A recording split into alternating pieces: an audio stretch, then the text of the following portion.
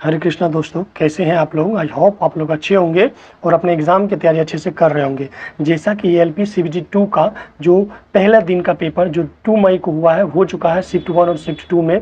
तो जैसा कि आपको पता है कि जो क्वेश्चन जैसे भी अलग अलग जो प्लेटफॉर्म में टीचर हैं, यूट्यूब पे जो मैराथन वगैरह वीडियो चलाया जाता है, लगभग क्वेश्चन नहीं आ रहे हैं या एक भी कई क्वेश्चन नहीं आ रहे हैं। जो बेसिक क्वेश्चन है बस वही आ रहे हैं। लेकिन जो आपका एलपी सीबीटी 2 में जो क्वेश्चन चाहे ट्रेड का हो या फिर जो भी नॉन टेक सेक्शन का हो 100 वाला मार्क वाला, तो वहाँ से भी क्वेश्चन बहुत सारे इधर उधर से आ रहे हैं। तो मैं बेसिक साइंस जो 50 मार्क के होते हैं, जिसमें मैथ रीजनिंग अलग फिर 50 मार्क के होते हैं, तो मैं उसकी गारंटी देता हूँ कि अगर आप इसको सही से पढ़ लेते हैं तो क्वेश्चन आ जाएंगे। देखिए, जो क्वेश्चन होता है वो PYQ यानी प्रीवियस ईयर क्वेश्चन या टेक्स्ट बुक में जो क्वेश्चन होते हैं वो रिपीट नहीं करते हैं। जनरली वो क्वेश्चन आजकल नहीं पूछे जाते हैं क्योंकि एग्जामिनर का माइंडसेट कुछ अलग हो गया।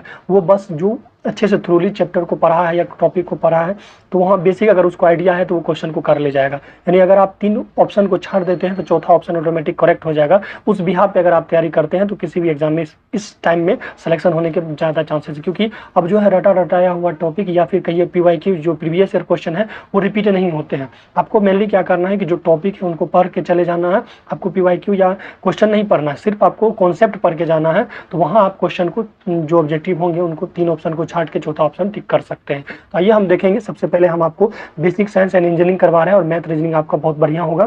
फिर हम आपको ट्रेड भी करवा देंगे, जैसा कि 6 मई को एग्जाम होने वाला उसके लिए। तो मैं ये सारे जो कंटेंट छाट के लाया हूँ ऑन द बेसिस ऑफ 2 मई को जो सीबीटी 2 का एग्जाम हुआ है शिफ्ट 1 और शिफ्ट 2 में, उनके बिहाफ पे जो मेमोरी बेस्ड क्वेश्चन है उनसे रिलेटेड जो क्वेश्चन मैंने उनके से रिलेटेड टॉपिक को फ्रेम करके यहाँ पे लाया। तो मैं आपको एक शॉर्ट समराइज कर देता हूँ ताकि आप एग्जाम में अच्छा बेटर परफॉर्म कर सके। देखिए, मैं इन एग्जाम से मेरा इस एग्जाम से कोई लेना देना नहीं है, फिर भी मैं आपके लिए ये कॉन्टेंट्स रिसर्च करके बनाया हूँ। तो आप इस वीडियो को लाइक कर दीजिएगा, हो सके तो अगर आप नए हैं चैनल को सब्सक्राइब कर लीजिएगा और अपने फ्रेंड सर्कल या व्हाट्सएप ग्रुप या टेलीग्राम ग्रुप में इस वीडियो को जरूर शेयर कीजिएगा। तो मैं आपको एक क्विक रिवीजन देता हूं। मैं डिटेल में नहीं बात करूंगा, डिटेल में बात करेंगे तो बहुत टाइम हो जाएगा क्योंकि आपके पास 2 दिन ही है, तो आपको और भी सब्जेक्ट पढ़ना है। तो चलिए फोकस करते हैं हम अपने टॉपिक पे। तो मैं आपको एक बेसिक आइडिया दे देता हूं बेसिक साइंस एंड इंजीनियरिंग का, ताकि आप अच्छा क्वेश्चन एग्जाम में सही कर पाए एलिमिनेटिंग 3 ऑप्शन। तो देखिए, सबसे पहले एक बेसिक जानकारी ले लीजिए कि ड्राइंग एक्चुअली क्या है। तो ड्राइंग 2 टाइप के हैं। ग्राफिकल रिप्रेजेंटेशन होता है, किसी भी चीज़ को दर्शाने के लिए हम लोग ड्राइंग यूज़ करते हैं। 2 टाइप के ड्राइंग होते हैं, एक आर्टिस्ट ड्राइंग होता है, एक आपका इंजीनियरिंग ड्राइंग होता है। तो आर्टिस्ट वाला जो ड्राइंग है जो तो आपको पढ़ना नहीं, जैसे फोटो वगैरह बनाना, जैसे आप गिबली आर्ट अभी काफ़ी फेमस है, तो वो एक टाइप का आर्टिस्ट ड्राइंग है। इंजीनियरिंग ड्राइंग आपको पढ़ना और एग्जाम में क्वेश्चन भी यहीं से आएगा। तो ये एक टाइप का देखिए, अब इंजीनियरिंग ड्राइंग अलग अलग टाइप के होते हैं। ज्योमेट्रिकल इंजीनियरिंग ड्राइंग होते हैं जिसमें कि आप शेप वगैरह बनाते हैं, जैसे ज्योमेट्रिक शेप जो होते हैं रेक्टेंगल, क्यूब और सिलेंड्रिकल। ये बेसिक चीज़ है, ये जनरली क्वेश्चन नहीं पूछे जाएंगे। एक प्लेन जीडी होता है, यानी ज्योमेट्रिकल जो 2D का मामला होता है वो प्लेन होता है। सॉलिड जो होता है वो 3D होता है, बस याद रखिएगा। जैसे स्फीयर हो गया, कौन हो गया, सिलेंड्रिकल हो गया और पिरामिड हो गया, ये सब चीज़ें। फिर अगर हम बात करेंगे मैकेनिकल इंजीनियरिंग ड्राइंग की, तो सबसे पहली बात ये क्वेश्चन पूछा गया है कि मैकेनिकल ड्राइंग को ही हम लोग क्या कहते हैं, मशीन ड्राइंग कहते हैं। तो मशीन के पार्ट पुर्जे, चाहे उसका isometric view, front view, back view और टॉप व्यू, ये सब दिखाने के लिए जो हम ड्राइंग करते हैं वो हमारा होता है मैकेनिकल ड्राइंग या मशीन ड्राइंग। फिर सिविल इंजीनियरिंग ड्राइंग है, यानी ये सिविल इंजीनियरिंग से रिलेटेड ड्राइंग है, जिसमें का बिल्डिंग के कंस्ट्रक्शन, ब्रिज के कंस्ट्रक्शन, रोड कंस्ट्रक्शन, ये सब चीज़ें देखते हैं। फिर इलेक्ट्रिकल इंजीनियरिंग ड्राइंग नाम से स्पष्ट है, आप सर्किट वगैरह, मोटर, ट्रांसफार्मर, जनरेटर के सर्किट डायग्राम बनाइएगा या single line diagram, transmission line का वगैरह ये सब बनाया जाएगा। फिर हमारा होता है इलेक्ट्रॉनिक्स इंजीनियरिंग ड्राइंग, जिसमें कि हम इलेक्ट्रॉनिक्स गैजेट से रिलेटेड जो सर्किट होते हैं उनके ड्राइंग करते हैं। अब हम देखिए, जो महत्वपूर्ण है वो है ड्राइंग बोर्ड। तो ड्राइंग बोर्ड से आपसे क्वेश्चन पूछा जाता है। ड्राइंग बोर्ड का ये जो साइड होता है इसको एबनो कहते हैं, ये वर्किंग एज होता है, ठीक है। ये आपका बिहाइंड मतलब बॉटम साइड दिखाया गया है, ये इस तरह से स्क्रू किया हुआ रहता है, ये कील से ठोका हुआ रहता है। और ये जो आपको ये फट्टी टाइप से दिख रहा है, ये जो कैच किया है इसको बैटन कहते हैं। तो क्वेश्चन भी पूछा जाता है कि बैटन क्या होता है, तो बैटन ये वाला साइड क्या होता है, बैटन होता है। और ये जो लंबा लंबा है इसको आप स्ट्रिप कहते हैं। ये बॉटम साइड का टॉप व्यू है, सॉरी बिहाइंड नीचे वाला व्यू है। तो अभी देखिए, एक शेप कैसा होता है, रेक्टेंगुलर इन शेप होता है और कभी काफ़ी ज़्यादा स्ट्रिप से मिलकर बना होता है, जिसमें कि एक स्ट्रिप वर्ड आता है और एक बैटन वर्ड आता है, ठीक है। अब हम बात करेंगे मिनी डायरेक्टर की। तो मिनी डायरेक्टर में 3-4 चीज़ें शामिल होती है। क्वेश्चन पूछा जा सकता है कि मिनी डायरेक्टर में देखिए टी स्क्वायर भी रहता है, सेट स्क्वायर भी रहता है और स्केल भी रहता है, और साथ साथ में प्रोटेक्टर यानी एंगल बनाने के लिए सब यूज़ किया जाता है। तो मिनी डायरेक्टर कम्बिनेशन होता है टी स्क्वायर का, जहाँ हम अलग अलग लाइन खींचने के लिए, अलग अलग चीज़ों का एंगल बनाने के लिए अलग इंस्ट्रूमेंट का इस्तेमाल करते थे। तो वही मिनी डायरेक्टर में ये सारी चीज़ें कंबाइंड फॉर्म में रहती है, जैसे टी स्क्वायर हो गया, सेट स्क्वायर हो गया, स्केल हो गया और क्या होता है, प्रोटेक्टर हो सकता है। तो क्वेश्चन आपसे पूछा जा सकता है कि इनमें से मिनी डायरेक्टर में क्या नहीं होता है, तो वो आपको याद रखना है कि क्या होता है वो याद रखिए, क्या नहीं होता वो याद नहीं रखना है। वो तो आप ऑप्शन से ऑलरेडी छाट सकते हैं। तो देखिए जो मिनी डायप्टर का यूज़ हम लोग करते हैं इंक्लाइन पैरेलल लाइन बनाने में, ठीक है, या वर्टिकल लाइन या हॉरिजॉन्टल लाइन ड्रॉ करने में, यानी कि हॉरिजॉन्टल लाइन, वर्टिकल लाइन और क्या है incline line, incline parallel line draw करने के लिए हम लोग जनरली मिनी डायप्टर का यूज़ करते हैं। आप अगर आप इंजीनियरिंग स्टूडेंट है या आप ITI भी किए हुए हैं तो ये डायप्टर आप जरूर देखे होंगे, इसमें आपने बहुत सारे सीट बनाए होंगे। यहाँ पे देखिए तो ये आपका इस तरह से अटैच किया जाता है, ठीक है, पैरेलल बार आर्म है, ये पैरेलल बार आर्म है। यहाँ पे देखिए ये एंगल है, यहाँ से एंगल डिसाइड होता है, यहाँ पे स्केल, ये प्रोटेक्टर का काम होता है, ये जो साइड होता है ये प्रोटेक्टर का काम करता है और ये स्केल हमारा है।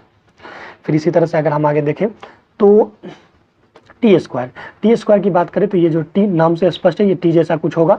इनके बीच जो एंगल होंगे स्टॉक और जो ब्लेड के बीच एंगल होते हैं वो 90 डिग्री होते हैं, ये बात का ध्यान रखें।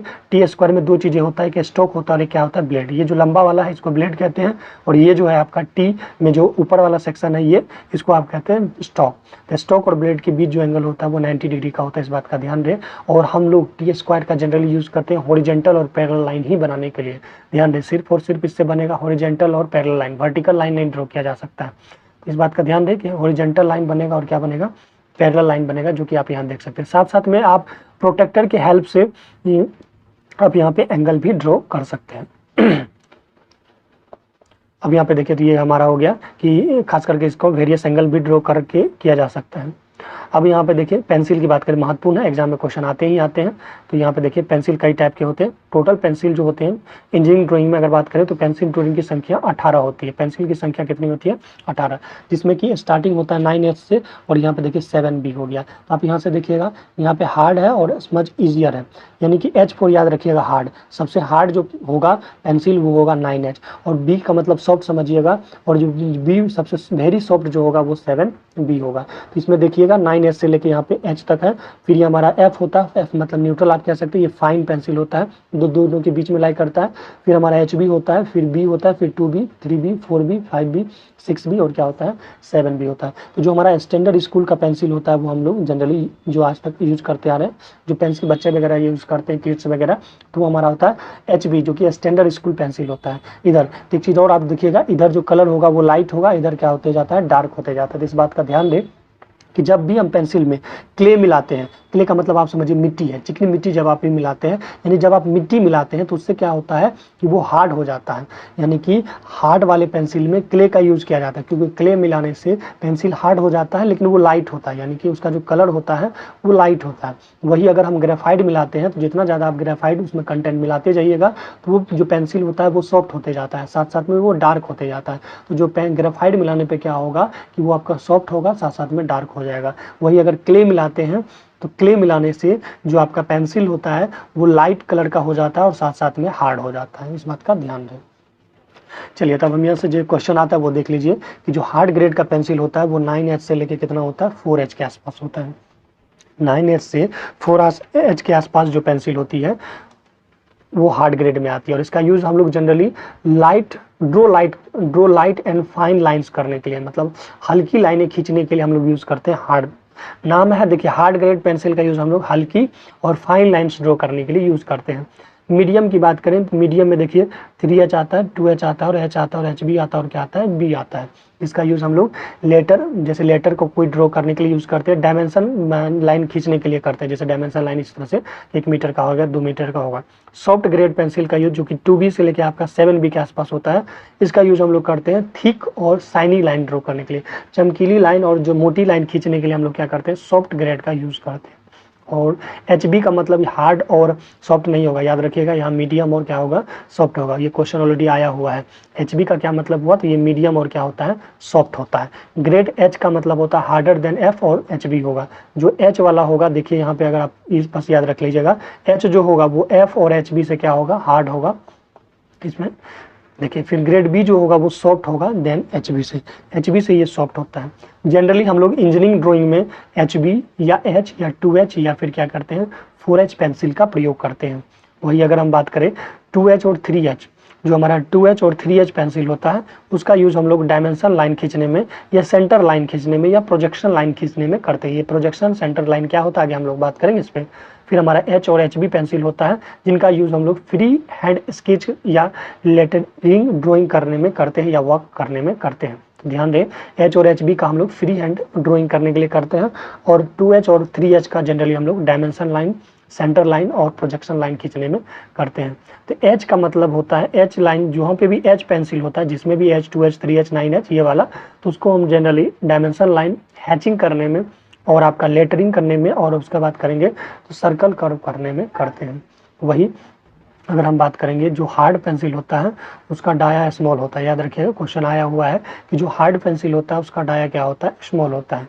वही अगर हम बात करेंगे सॉफ्ट पेंसिल की, तो इसकी जो डाया होती है वो क्या होती है, ज़्यादा होती है। यानी हार्ड पेंसिल का डाया स्मॉल होगा और सॉफ्ट का डाया क्या होगा, ज़्यादा होगा। अगर आपको neat and clean precision drawing करने हैं तो वो डिपेंड करता है कि किस टाइप का पेंसिल आप चूज़ करते हैं। टोटल कितने पेंसिल है, तो 18 ग्रेड के पेंसिल होते हैं इंजीनियरिंग ड्राइंग में। अब देखिए पेंसिल के भी फर्दर 2 शेप होते हैं, एक होता है कोनिकल शेप, ये आप देख सकते हैं ये कोनिकल शेप है, और ये आपका चीसल शेप एज है। तो ये आपका कोनिकल पॉइंट शेप होता है और एक आपका चीसल एज होता है। चीसल का यूज़ हम यूनिफॉर्म लाइन ड्रॉ करने के लिए करते हैं। यहाँ नीचे में लिखा गया है कि कोनिकल पॉइंट की बात करें तो कोनिकल पॉइंट वाले जो पेंसिल होते हैं उसका यूज़ हम लोग जनरली स्केच वर्क में, किसी चीज़ का फोटो ड्राइंग करने के लिए करते हैं। और अगर हम बात करेंगे तो कोनिकल इंड जो है पेंसिल रोटेट हो जाता है थंब और फिंगर के बीच, इस तरह से पकड़ के रखा जाता है, तो थंब और फिंगर में आप उसको रोटेट कर सकते हैं। वही चीसल एज की बात करें तो इसका यूज़ हम लोग जनरली लॉन्ग थिन और यूनिफॉर्म थिकनेस के लिए करते हैं। ठीक है, अब हम रिमेंबर ये महत्वपूर्ण है सबसे ज़्यादा, जो हमारा पेंसिल बना होता है वो ग्रेफाइट का बना होता है या क्ले का बना होता है या केयोलिन का बना होता है। केयोलिन 3 चीज़ों से मिलकर बनी होती है, ग्रेफाइट, क्ले और केयोलिन। जैसे 9H मैंने पहले भी बता दिया कि 9H very hard grade pencil होता है क्योंकि इसमें क्ले कंटेंट ज़्यादा होता है। क्ले कंटेंट ज़्यादा होने से क्या होता है कि पेंसिल हार्ड हो जाता है, साथ साथ में लाइट कलर का हो जाता है। 7B जो होता है वो सॉफ्ट ग्रेड का पेंसिल है और इसमें ग्रेफाइट कंटेंट क्या होता है, ज़्यादा होता है, जिसके कारण पेंसिल आपका सॉफ्ट हो जाता है और इसका कलर जो होता है वो डार्क हो जाता है। अब हम बात करेंगे सेट स्क्वायर की। तो देखिए 2 टाइप के सेट स्क्वायर होते हैं, एक आपका 30, 60 और 90 वाला, एक होता है 45, 45 और यहाँ पे हो गया 90। तो 2 टाइप के सेट स्क्वायर हुआ, एक 45 सेट स्क्वायर होता है और एक 360 सेट स्क्वायर होता है। तो जो 360 सेट स्क्वायर होता है उसका जो लेंथ होता है वो होता है 250 mm के आसपास।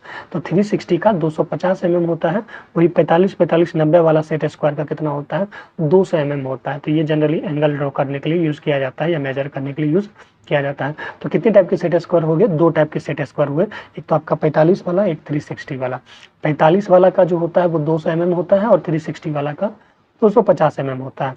और अगर आपको सेट स्क्वायर 2 सेट स्क्वायर को सिमेट्रिकली अगर आपको यूज़ करना है विथ टी स्क्वायर, तो आप क्या करते हैं मल्टीपल 15 का लेके एंगल खींच सकते हैं। यानी 2 सेट स्क्वायर का यूज़ कर सकते हैं टी स्क्वायर के तहत, तो आप 15-15 डिग्री का मल्टीपल का एंगल खींच सकते हैं। याद रखिएगा। रूलर आप समझिए ना, जिसको आप स्केल कहते हैं। स्केल कई टाइप्स के होते हैं, स्केल 2 टाइप से कई टाइप से बने होते हैं, जैसे लकड़ी के स्केल होते हैं, स्टील के स्केल होते हैं, जैसे कि आप देखे ही होंगे, प्लास्टिक के भी स्केल होते हैं, और उसके बाद सेलुलॉइड का होता है। सेलुलॉइड का मतलब होगा जो फिल्म आता था पहले हम लोगों के, जो कैसेट टाइप से होता है, ठीक है, यानी कि वो पहले के ज़माने में जो फिल्म होती थी मतलब रील्स, तो वो रील्स के ये बने होते हैं स्केल। चलिए अभी हम बात करेंगे फ्रेंच कर्व की। तो फ्रेंच कर्व में जनरली हम यूज़ करते हैं कर्व ड्रॉ करने में, चूँकि can not be drawn with the compass और इरेगुलर कर्व, तो वहाँ पे हम लोग फ्रेंच कर्व का यूज़ करते हैं। और ये भी बना होता है वुड, प्लास्टिक और सिल्वाइड का।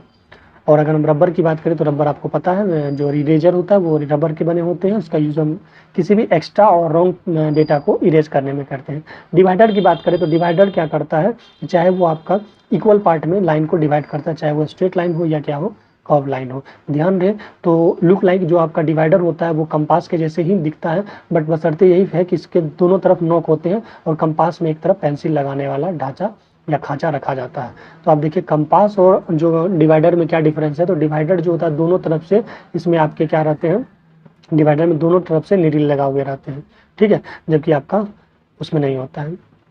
अब यहाँ पे देखिए कंपास की बात करें तो कंपास जनरली सर्किल, आर्क या ये सब ड्रॉ करने में करते हैं। ड्राइंग क्लिप आप देखे ही होंगे, जब आप यूज़ किए होंगे ड्राइंग शीट में, तो इसको छापने के लिए या दबाने के लिए यूज़ किया जाता है, या क्लिप वगैरह।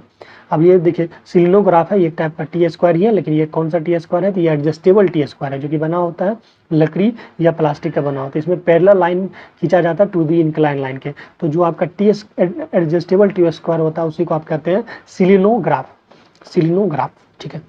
अब यहाँ पे देखिए roll and draw. Roll and draw एक ऐसा टूल्स है जिसमें सारी चीज़ें जितने भी अभी आप ऊपर पढ़े हैं वो सारी चीज़ें एक ही में रहती है। इसमें आप 3D ड्राइंग कर सकते हैं, इंजीनियरिंग ड्राइंग कर सकते हैं, एंगल ड्रॉ कर सकते हैं, सर्कल ड्रॉ कर सकते हैं, ग्राफ बना सकते हैं, म्यूजिकल लाइन ड्रॉ कर सकते हैं, हॉरिजॉन्टल वर्टिकल सारे के सारे चार्ट वगैरह सारे काम एक ही में कर सकते हैं। तो इसको आप कहते हैं रोल एंड ड्रो। तो आप देख सकते हैं roll and draw. Drawing instrument में क्या क्या रहता है, तो आपका एक लेंथनिंग बार रहता है, स्मॉल बो कंपास होता है, लार्ज साइज डिवाइडर होता है, स्मॉल बो डिवाइडर होता है, स्मॉल बो इंक पेन होता है, फिर इंकिंग पेन होता है, क्रोकल पेन होता है, लीड स्केच होता है और स्मॉल। सबसे महत्वपूर्ण क्वेश्चन अब हम आते हैं हमारा ड्राइंग शीट में कितना कितना हम लोग को मार्जिन छोड़ना है। तो देखिए लेफ्ट साइड से आपको 20 में आप छोड़ते थे, जब भी आपको याद हो आप इंजीनियरिंग ड्राइंग किए होंगे, इस साइड से आपको 20 छोड़ा जाता है, ऊपर से 5, नीचे से भी 5, इधर से भी 5, खाली लेफ्ट साइड में आपका 20 होता है। वही जो टाइटल ब्लॉक होता है आप देखिए ये हमारा राइट साइड के बॉटम में रहता है, तो राइट साइड के बॉटम में ये रहता है और इसकी जो डायमेंशन होगी वो होगा 185 से 65, यानी इसका 3 गुना लगभग, ठीक है। यानी 65 और यहाँ 185 याद रखिएगा, ये क्वेश्चन आया हुआ है कि 65 185 जो होगा वो आपका टाइटल ब्लॉक का डायमेंशन होगा। यहाँ पे देखिए मार्जिन साइड में आपको 20 छोड़ना है और बाकी 3 साइड में 5-5 छोड़ना है। टाइटल ब्लॉक का लोकेशन राइट के लोवेस्ट यानी कि लोवेस्ट साइड में होगा और साइज इसका 185 से कितना होगा, 65 होगा। अब सबसे महत्वपूर्ण क्वेश्चन है कि जो आपका ड्राइंग शीट होता है वो ड्राइंग शीट का जो रेशियो होता है वो कितना होता है लेंथ और विड्थ का।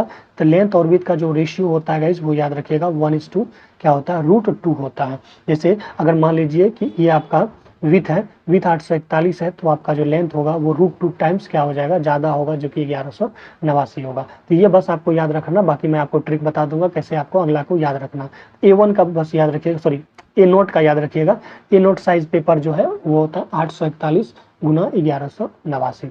यहाँ पे लिखा भी है, अगर आपका स्टैंडर्ड इंजीनियरिंग ड्राइंग में एक सीट 841 mm है अगर उसका, तो लेंथ कितना होगा, तो लेंथ होगा आपका 1189। इस बात का ध्यान रहे। जो ए नोट साइज पेपर होते हैं, सीट साइज पेपर होते हैं, वो 841 से कितना होता है, 1189 होता है। इसको रट ही जाइए, ये क्वेश्चन एग्जाम में फिक्स है। फिर देखिए क्वेश्चन है कुछ कि some of common term use to describe the technical drawing include. तो टेक्निकल ड्राइंग में क्या होता है, ड्राफ्टिंग किया जाता है, इंजीनियरिंग ग्राफिक्स बनाया जाता है, इंजीनियरिंग ड्राइंग होता है और कैड होता है, यानी इसमें क्या हो जाएगा, D all of the option हो जाएगा। फिर कह रहा है एडवर्टाइजमेंट या जो कंपनी के मैनुअल होते हैं उसमें खास करके किस टाइप की ड्राइंग का यूज किया जाता है। तो देखिए एडवर्टाइजमेंट में फोटो वाला साइन होता है, यानी वहाँ ग्राफिक चीज़ें यूज किया जाएगा। तो ये बेसिक सी क्वेश्चन है, आप उसे भी करके जा सकते थे। नेक्स्ट वन है indicating drawing of any discipline is just for. तो इंडिकेटिंग नाम से स्पष्ट है ये कुछ चीज़ों को इंडिकेट है। तो इंडिकेटिंग मतलब होता है, इंडिकेटिव का मतलब होता है एक ब्रॉड आइडिया लेते हैं, मतलब हम इंडिकेट करते हैं किस तरह से ड्रॉ करना है। Indicating drawing of any discipline just for broad idea के यूज किया जाता है। What is the full form of abbreviation AC in engineering drawing. AC का मतलब होता है अक्रॉस कॉर्नर। AC का क्या मतलब होता है, इंजीनियरिंग ड्राइंग में AC का मतलब होता है अक्रॉस कॉर्नर, अक्रॉस कॉर्नर, ठीक है। AC का मतलब गाइस और भी कुछ चीजें हैं, देख लीजिए। AC का मतलब होता है अक्रॉस कॉर्नर और AF का मतलब होता है अक्रॉस फ्लैट, फ्लैट के अक्रॉस, और AR का मतलब होता है एज रिक्वायर्ड, AR का मतलब होता है एज रिक्वायर्ड, और ASA का मतलब होता है अमेरिकन स्टैंडर्ड एसोसिएशन। जैसे हमारे पास ISO होता है वहाँ ASO है, तो जैसे हम बात करेंगे तो ASA का मतलब होता है अमेरिकन स्टैंडर्ड एसोसिएशन, AR का मतलब होता है एज रिक्वायर्ड, और अक्रॉस फ्लैट होगा, दूसरा होगा across corner. In an engineering drawing the letter LH stand for which of the flowing.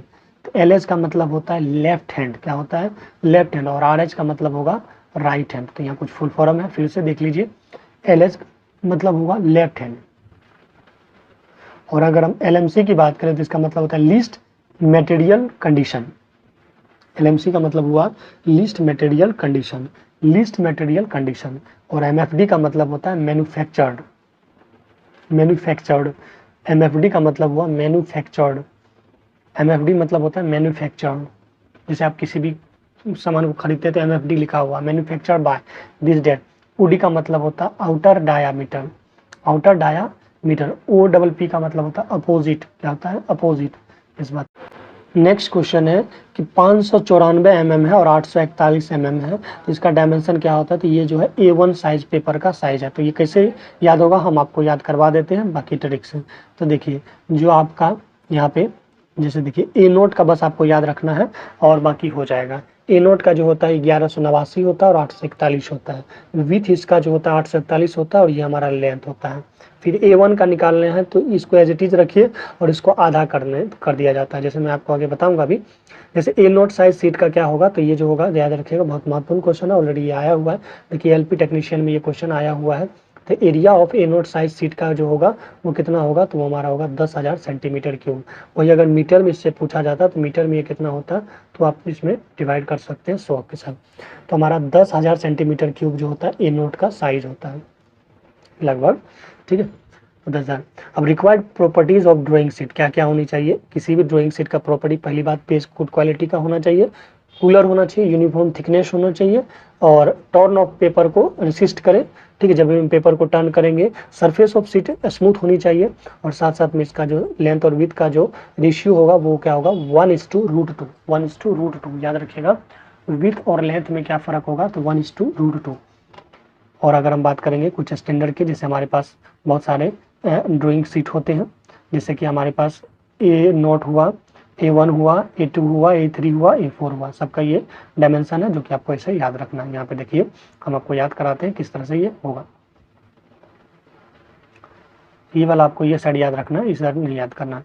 देखिए तो हमारा जैसे ए नोट है, तो ए नोट का मैंने आपको पहले ही बोला, आपको विथ और लेंथ के फॉर्म में याद रखना। विथ और लेंथ हो गया तो ये 841 हो गया, यहाँ पर कितना हो जाएगा 1189 हो जाता है, ध्यान रहे। तो ये जो आपका विथ है ये इस तरह से ही रहेगा, ये विथ जो है आपका लेंथ बन जाता है। विथ जो है आपका क्या बन जाएगा, लेंथ बन जाएगा और इसका यहाँ पे आधा हो जाएगा। लगभग क्या करना है, आधा कर देना। फिर इसी तरह से देखिए यहाँ पे ये 594 आ गया, फिर यहाँ पे देखिए 594 का यहाँ पे क्या हो जाएगा, आधा हो जाएगा। ठीक है, फिर इसका जो है इस तरह से ये आ जाएगा, फिर इसका जो है यहाँ पे आधा हो जाएगा। तो ये आपको जिगजैग तरीके से इसको कैलकुलेट कर लेना।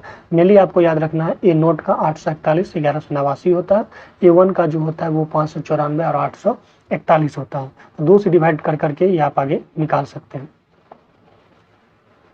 या फिर इसको हम इस तरह से भी देख सकते हैं कि ये कैसे होगा।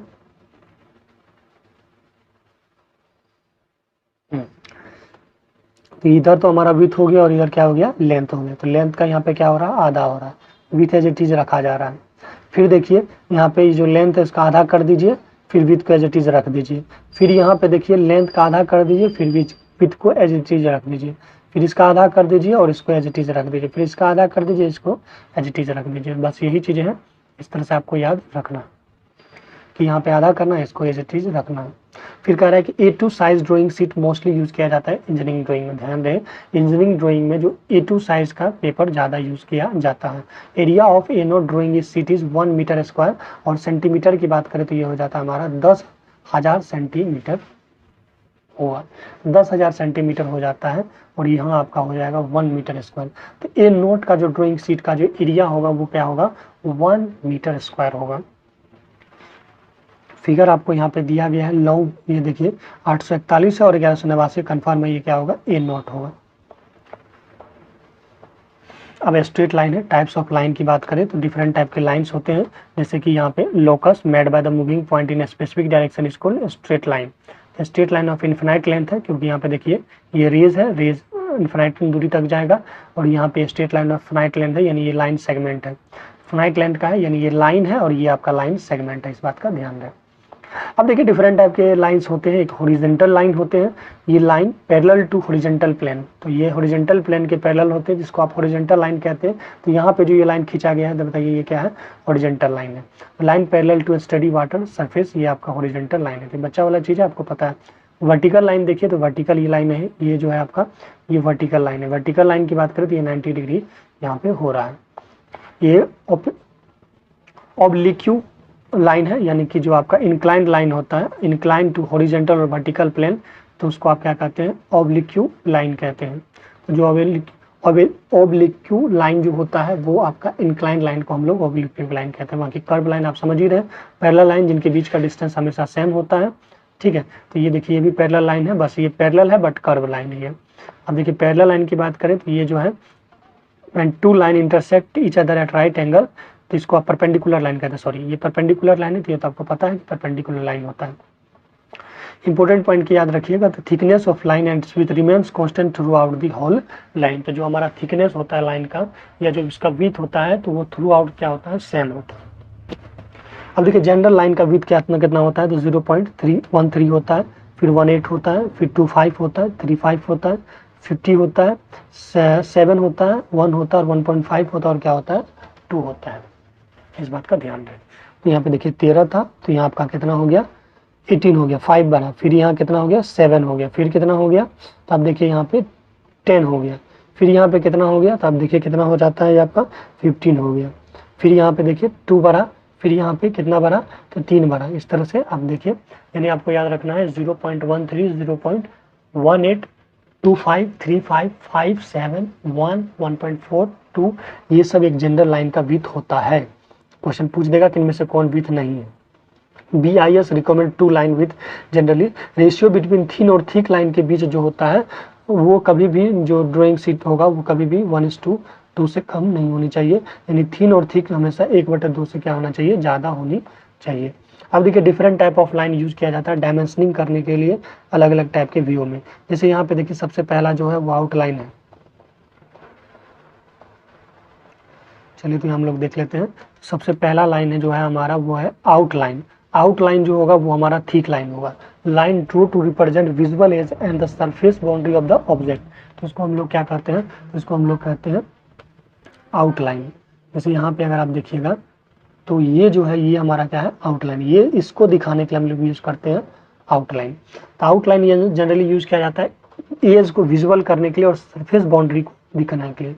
Also known as object line और principal line represented by continuous thick line, और जो आउटलाइन होगा वो थिक होगा और कंटिन्यूअस होगा, थिक होगा और क्या होगा कंटिन्यूअस होगा। वही अगर हम बात करेंगे डायमेंशनल लाइन की, तो डायमेंशनल लाइन थिन लाइन होता है। जो डायमेंशन हम खींचते हैं तो डायमेंशनल लाइन याद रखिएगा थिन लाइन होता है, और ये कंटिन्यूअस थिन लाइन होता है जिसका यूज हम लोग डायमेंशन करने करते हैं। तो ये डायमेंशन में देखिए दोनों तरफ से इस तरह से एरो आपका दिया रहता है इन्फिनाइट लेंथ तक, ठीक है। ये आउटलाइन में देखिए एरो वगैरह ये नहीं दिया हुआ, सिर्फ लाइन खींचा हुआ है। अगर हम बात करेंगे, it is terminated at its outer and with the arrow head on touching the outline, extension line और द सेंट्रल लाइन। तो ये जो आपका है टर्मिनेटेड हो जाता है आउटर एंड पे, ध्यान दें कहाँ इंडेड हो जाता है, आउटर एंड पे ये टर्मिनेटेड हो जाता है। आउटलाइन, एक्सटेंशन लाइन और क्या है सेंट्रल लाइन। बात करेंगे एक्सटेंशन और प्रोजेक्शन लाइन की, जो कि हमारा क्या होगा थीन लाइन होगा। तो एक्सटेंशन और प्रोजेक्शन लाइन क्या होगा हमारा थीन लाइन होगा, continuous thin line use for dimensioning an object extended by about 3 mm behind the dimension line. 3 mm याद रखिएगा, ये क्वेश्चन आया हुआ है। जो हमारा एक्सटेंशन होता है या जो प्रोजेक्शन लाइन होता है वो थीन लाइन होता है, ध्यान दीजिए क्या है थीन लाइन होता है। अभी तक आप जो भी पढ़े सबके सब क्या है थीन लाइन है, सिवाय एक को छोड़ के। ये जो हमारा आउटलाइन होता है, ये आउटलाइन क्या होता है, ये हमारा जो आउटलाइन है ये हमारा है आपका, ये हमारा थीन नहीं ठीक है। जो हमारा ये है ये आपका क्या है ठीक है। आगे हम बात करेंगे सेक्शन लाइंस और हैचिंग लाइंस। ये महत्वपूर्ण है, महत्वपूर्ण बहुत महत्वपूर्ण है, ये एग्जाम में आया क्वेश्चन है कि जो आपका सेक्शन लाइन होता है या जो हैचिंग लाइन होता है ये आपका भी क्या होता है थीन होता है। थीन कंटिन्यूअस लाइन होता है, इसका यूज हम लोग हैचिंग करने में करते हैं। They are uniformly space with thin lines incline by कितना होता है 45 डिग्री मैन आउट लाइन से। अब यहाँ पे लेडर या पॉइंटर लाइन होता है, ये भी आपका थीन होता है, ये 30 डिग्री 45 डिग्री और 60 डिग्री के आसपास होता है। शॉर्ट ब्रेक थीन लाइन, देखिए शॉर्ट ब्रेक थीन लाइन जो होता है ये आपका थीन लाइन होता है। शॉर्ट ब्रेक इस तरह से डिजाइन किया जाता है, इसको कहते हैं शॉर्ट ब्रेक थीन लाइन। अब नेक्स्ट वन हमारा होता है लॉन्ग ब्रेक, बहुत महत्वपूर्ण है, एग्जाम में क्वेश्चन आया हुआ इससे रिलेटेड कि लॉन्ग ब्रेक लाइन जो होता है उनके बीच 10 से 25 के mm के आसपास रेंज होता है। तो ये लॉन्ग ब्रेक लाइन्स हैं। This thin rule lines provided with short zigzag at suitable interval. Short zigzag ये जो है सुटेबल 10 से 25 mm के आसपास, जो ये सो लॉन्ग ब्रेक, ये हो गया लॉन्ग ब्रेक लाइन। फिर हमारा होता है हिडन या डॉटेड लाइन। जब इमेजिनरी चीज़ें को दिखाने के लिए हम लोग क्या करते हैं हिडन या डॉटेड लाइन का यूज करते हैं, और ये होता है हमारा medium line. Closely and evenly space dashes line of the equal length, they are medium thick and they are use to show the invisible. जो पार्टें या हिडन होती है या नहीं दिखाई देती है वहाँ पे हम लोग डॉटेड लाइन का यूज करते हैं, और डॉटेड लाइन मीडियम में होती है, मीडियम होती है, ध्यान दें। और अगर हम सेंट्रल लाइन की बात करें तो सेंट्रल लाइन भी हमारा क्या होता है थीन होता है। These are the thin long chain lines composed of alternating long and short dashes respect 1 mm distance होता है। तो यहाँ पे 3 mm एक्सटेंड किया जा सकता है और यहाँ पे 1 mm होता है, इस बात का ध्यान रहे। Used for indicate an axis of cylindrical, conical and spherical object and also show the center of circle and arc. Also show locus lines, extreme position of the movable parts and pitch of the circle. फिर हमारा cutting line होता है। Cutting line भी हमारा थीन chain line होता है या thick end होता है। देखिए जो कटिंग प्लेन लाइन है इसका इंड वाला जो है थिक है लेकिन बीच वाला थीन है। थीन तो कटिंग जो होगा लास्ट में थिक होगा और बीच में क्या होता है, थीन होता है। बीच में थीन और लास्ट में थिक होता है। इसका यूज हम लोग कटिंग प्लेन के लिए दिखाने के लिए यूज किया जाता है। तो कटिंग प्लेन लाइन में याद रखिएगा कॉर्नर पे या जो लास्ट जो दोनों तरफ के छोर होते हैं, इंड होते हैं, वो थिक होते हैं और जो बीच वाले होते हैं वो आपके थीन होते हैं। तो थीन और थिक दोनों होते हैं। फिर हमारा चेन थिक लाइन होता है। तो ये जो आपका पूरी की पूरी तरीके से थिक होता है और एक टाइप का स्पेशल ट्रीटमेंट करने के लिए, सरफेस को स्पेशल ट्रीटमेंट देने के लिए यूज किया जाता है। फिर हमारा chain thick double dash line. तो double dash line, chain thick double dash line का यूज हम लोग मीडियम टाइप के लाइन को यूज करते हैं जिसमें कि हम मूवेबल पार्ट्स या सेंट्रल पार्ट्स या फ्रंट पार्ट के कटिंग प्लेन को दिखाने के लिए करते हैं। तो ये हमारा फाइनली था, ये हमारा क्या था बताइए, ये हमारा था different type of line used in dimensioning. तो अभी तक आप बेसिक अगर आइडिया हो तो आप क्या क्या देखें। तो जो आपका आउटलाइन होगा याद रखिएगा, सिर्फ आउटलाइन क्या आपका थिक है। थिक लाइन में क्या है, आउटलाइन। थिक में है आउटलाइन, बाकी लगभग सब क्या है, थीन है। और इसमें एक और याद रख लीजिएगा, आउटलाइन ठीक है और उसके बाद बस आपको याद रखना है कि हिडन या जो रोटेड लाइन होता है वो मीडियम होता है।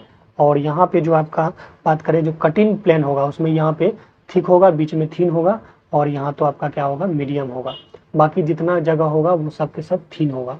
चेन थिक लाइन थिके से स्पष्ट है कि ठीक होगा, बात खत्म है।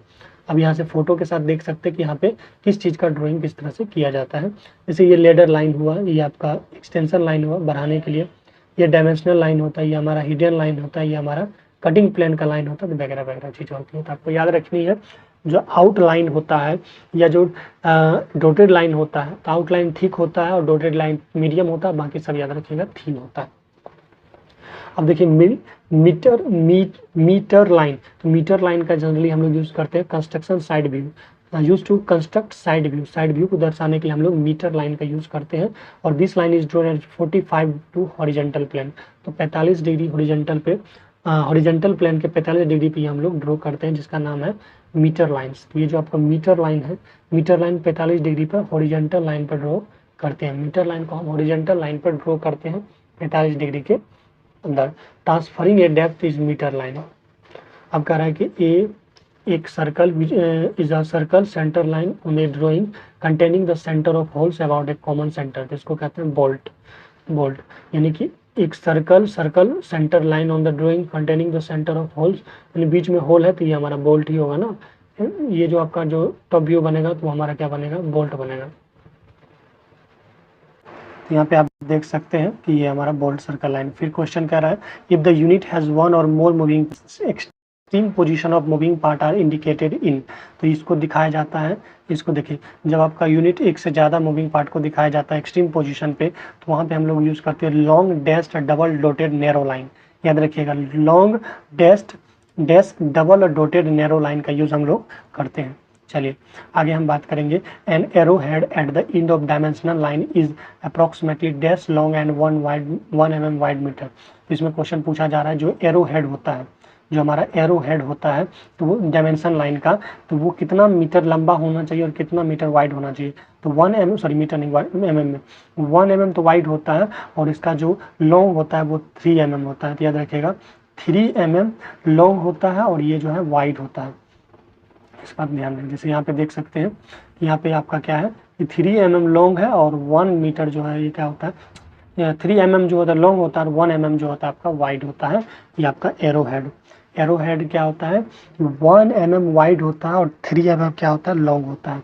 यानी ये नहीं, ये जो आपका एरो हेड बना है ना, तो यहाँ से ये 3 mm होता है और ये हमारा क्या होता है, 1 mm होता है। ठीक है, आगे हम बात करेंगे continuous thin straight line with zigzag used for, ये लॉन्ग ब्रेक के लिए यूज किया जाता था। अभी आप देखे थे कि इस तरह से जो था वो हमारा क्या था, लॉन्ग ब्रेक था। लॉन्ग ब्रेक के लिए हम लोग यूज करते हैं continuous thin straight line with zigzag, तो उसमें हम लोग यूज करते हैं लॉन्ग ब्रेक लाइन। अब जैसे कि आप यहाँ देख सकते हैं कि जो ऑब्जेक्ट लाइन होते हैं वो थिक होते हैं, हिडन लाइन जो होते हैं वो मीडियम होते हैं। ऑब्जेक्ट लाइन थिक होते हैं और जो हिडन लाइन होते हैं वो मीडियम होते हैं। और जो सेंट्रल लाइन होती है वो थीन होते हैं, कंस्ट्रक्शन सेक्शन सब के सब थीन होते हैं। तो आप ये देख सकते हैं लॉन्ग ब्रेक लाइन भी आपका थीन ही होता है, बट कटिंग प्लेन का जो लाइन होता है वो साइड में क्या होता है थिक होता है, और मीडियम में वो आपका क्या होता है कि थीन होता है। डायमेंशनल लाइन की बात करें तो डायमेंशनल लाइन भी आपका थीन होता है, याद रखें। अब देखिए SP 46 2003 prescribe 10 type of line work for engineering drawing. तो कितने टाइप के लाइन होते हैं? 10 टाइप के लाइन अभी आपने पढ़े। यहाँ पे जो आपने लाइन पढ़ा कितना लाइन था? 10 लाइन टाइप के थे। तो 10 लाइन है और पेंसिल कितने थे? 18 थे। इस बात का ध्यान दें, 18 टाइप के पेंसिल होते हैं और लाइन जो आपके कितने होते हैं? 10 टाइप के लाइन होते हैं, जिसमें से मेजरली थीन होते हैं, और जो आउटर लाइन होता है या जो आपका ऑब्जेक्ट लाइन होता है वो क्या होता है? थिक होता है। ऑब्जेक्ट लाइन या जो आउटर लाइन होता है वो हमारा क्या होता है? थिक होता है। और जो हिडन वाला होता है वो मीडियम होता है, और बाकी जनरली आपका थिन ही होता है। तो 10 टाइप के आपके लाइन वर्क होते हैं इंजीनियरिंग ड्राइंग में। फिर आपका कह रहा है कि according to SP 46 2003 the lines can be divided into 2 group of line, thickness this are. तो फिर क्या क्या होगा? 0.2 होता है और 0. क्या होता है? 1 होता है। 2 ग्रुप में डिवाइड किया गया है, एक तो आपका 0.2 होता है और एक क्या होता है? 0.1 होता है। ध्यान दें, जो लाइन को अलग अलग थिकनेस में डिफाइन किया गया कि कौन थिक होगा कौन थीन होगा। तो थीन वाला 0.1 होता है और थिक वाला क्या होता है? 0.2 होता है। इस बात का ध्यान दें। तो 0.2 वाला को क्या कहते हैं? तो 0.2 देखिए आउटलाइन होगा, कटिंग प्लेन बनाएंगे इससे, और क्या बनाएंगे? डॉटेड लाइन बनाएंगे। तो ये सब हमारा क्या होता है? 0.2 का होता है, 0.2 वाला होता है। तो 0.2 हो गया। तो 0.2 थिक लाइन जो यूज किया जाएगा डॉटेड लाइन से ये सब यूज किया जाएगा। तो आप देख सकते हैं outlines lines draw for the represent visual edge and the surface boundary of the object is also known as object line और प्रिंसिपल लाइन। इसी को हम लोग क्या कहते हैं? जो आउटलाइन होता है उसको हम ऑब्जेक्ट लाइन भी कहते हैं और प्रिंसिपल लाइन कहते हैं। ध्यान दें, जो हमारा आउटलाइन होता है उसी को हम लोग ऑब्जेक्ट लाइन कहते हैं और क्या कहते हैं? प्रिंसिपल लाइन कहते हैं। और साथ साथ में इसको आप कंटिन्यूस थिक लाइन से दिखाते हैं, और ये जो होता है थिक होता है और 0.2 होता है ये, और 0.1 जो होता है वो हमारा क्या होता है? थीन होता है। कटिंग प्लेन की बात करेंगे तो these are the long thin chain line thick its it use to show the location of cutting plane. Dotted line की बात करेंगे तो क्लोजली या evenly space dash line of equal length होता है। They are medium thick, are use to show the invisible और hidden parts of object और drawing. 0.1 thick line की बात करें तो ये जो हमारा क्या होता है? तो ये हमारा जो होता है ये हमारा होता है ए और बी। ए का मतलब सेंट्रल लाइन होता है और हमारा क्या होता है? Dotted line. तो 0.1 लाइन जो होगा वो हमारा क्या होगा? Thick line. 0.1 thick line use for the central line. Central lines और डॉटेड लाइन खींचने के लिए हम लोग जनरली यूज करते हैं, इस बात का ध्यान है। 0.1 तो जो थिक लाइन होगा वो 1 mm के आसपास होगा। थिक लाइन 1 mm के आसपास होता है। मीडियम जो लाइन होता है वो 0.5 होता है और थिन लाइन जो होता है वो 0.3 होता है। महत्वपूर्ण क्वेश्चन है, एग्जाम में आएगा कि थिक लाइन जो होता है वो 1 mm का होता है। 1 mm को हम क्या कहेंगे? थिक कहेंगे। थीन जो कहेंगे वो 0.3 mm को कहेंगे, और मीडियम जो कहेंगे वो 0.5 mm को कहेंगे। इस बात का ध्यान रहे। जो डॉटेड लाइन होता है वो closely evenly space distance line होता है, और डॉटेड लाइन जो होता है वो हमारा मीडियम लाइन होता है। सेंट्रल आप देख ही लिए। लेडर लाइन जनरली यूज किया जाता है कहाँ पे बताइए? थीन। लेडर लाइन जो होता है वो थीन होता है। लेडर लाइन क्या होता है? थीन होता है। इस बात का ध्यान रहे। अब देखिए यहाँ पे ABCD लिखने के लिए हम जैसे कि लेटर की बात करें एंगल में, जैसे कि इंक्लाइनेशन फ्रॉम हॉरिजॉन्टल 90 डिग्री होता है। वर्टिकल लेटरिंग करने के लिए आपका जो इंक्लाइनेशन ऑफ हॉरिजॉन्टल होता है वो 90 डिग्री होता है। वही वर्टिकल से कितना डिग्री होता है? 0 डिग्री। इंक्लिनेशन फ्रॉम वर्टिकल से कितना होता है? 0 डिग्री, और हॉरिजॉन्टल से होता है आपका 90 डिग्री। इस बात का ध्यान दें। जैसे यहाँ पे देखिए ना AB अगर खींच रहे हैं तो जो आपका ये हॉरिजॉन्टल लाइन से ये 90 डिग्री है, और वर्टिकल से क्या होगा? 0 डिग्री होगा। फॉर इंक्लाइंड अगर आपको टेढ़ा वाला अगर ABCD में से कोई भी लेटर लिखना अल्फाबेटिकल लिखना है तो याद रखिएगा हॉरिजॉन्टल लाइन से ये 75 होता है और वर्टिकल लाइन से ये 15 होता है। याद रखिएगा अगर आपको इंक्लाइंड वाला करना है तो हॉरिजॉन्टल लाइन से ये 75 डिग्री का एंगल बनाता है और वर्टिकल लाइन से 15 का बनाता है। तो 15 हो गया वर्टिकल लाइन, हॉरिजॉन्टल लाइन से ये बनाता है 75 का। अब देखिए गोथिक लेटरिंग की बात करेंगे तो यहाँ पे वर्टिकल गोथिक लेटर जैसे कि वर्टिकल गोथिक लेटर की बात करेंगे तो यहाँ पे सिंगल स्ट्रोक यूज किया जाएगा। वर्टिकल गोथिक ये तो आप जैसे मेला वगैरह में मिलता है या प्रैक्टिकल बॉक्स में ये दिया जाता है जिसमें आप ABCD लिखते थे। ये डबल स्ट्रोक है जिसमें आपको 2 बार घुमाना पड़ेगा। Double stroke vertical Gothic line है, ये आपका वर्टिकल वाला है। ये अब देखिए इटैलिक वाला ये तिरछा सिंगल स्ट्रोक है और दूसरा क्या है? डबल स्ट्रोक है। याद रखिएगा 75 15 और उधर याद रखिएगा 0 और 19। अब देखिए रोमन रोमन लेटर भी लिखा जाता है, तो रोमन लेटर के लिए जो आपका तरीका है ये इस तरह का है। ये thin element is called thick and thin elements called आपका Roman letter. It means vertical भी हो सकता है और क्या हो सकता है, इंक्लाइंड हो सकता है।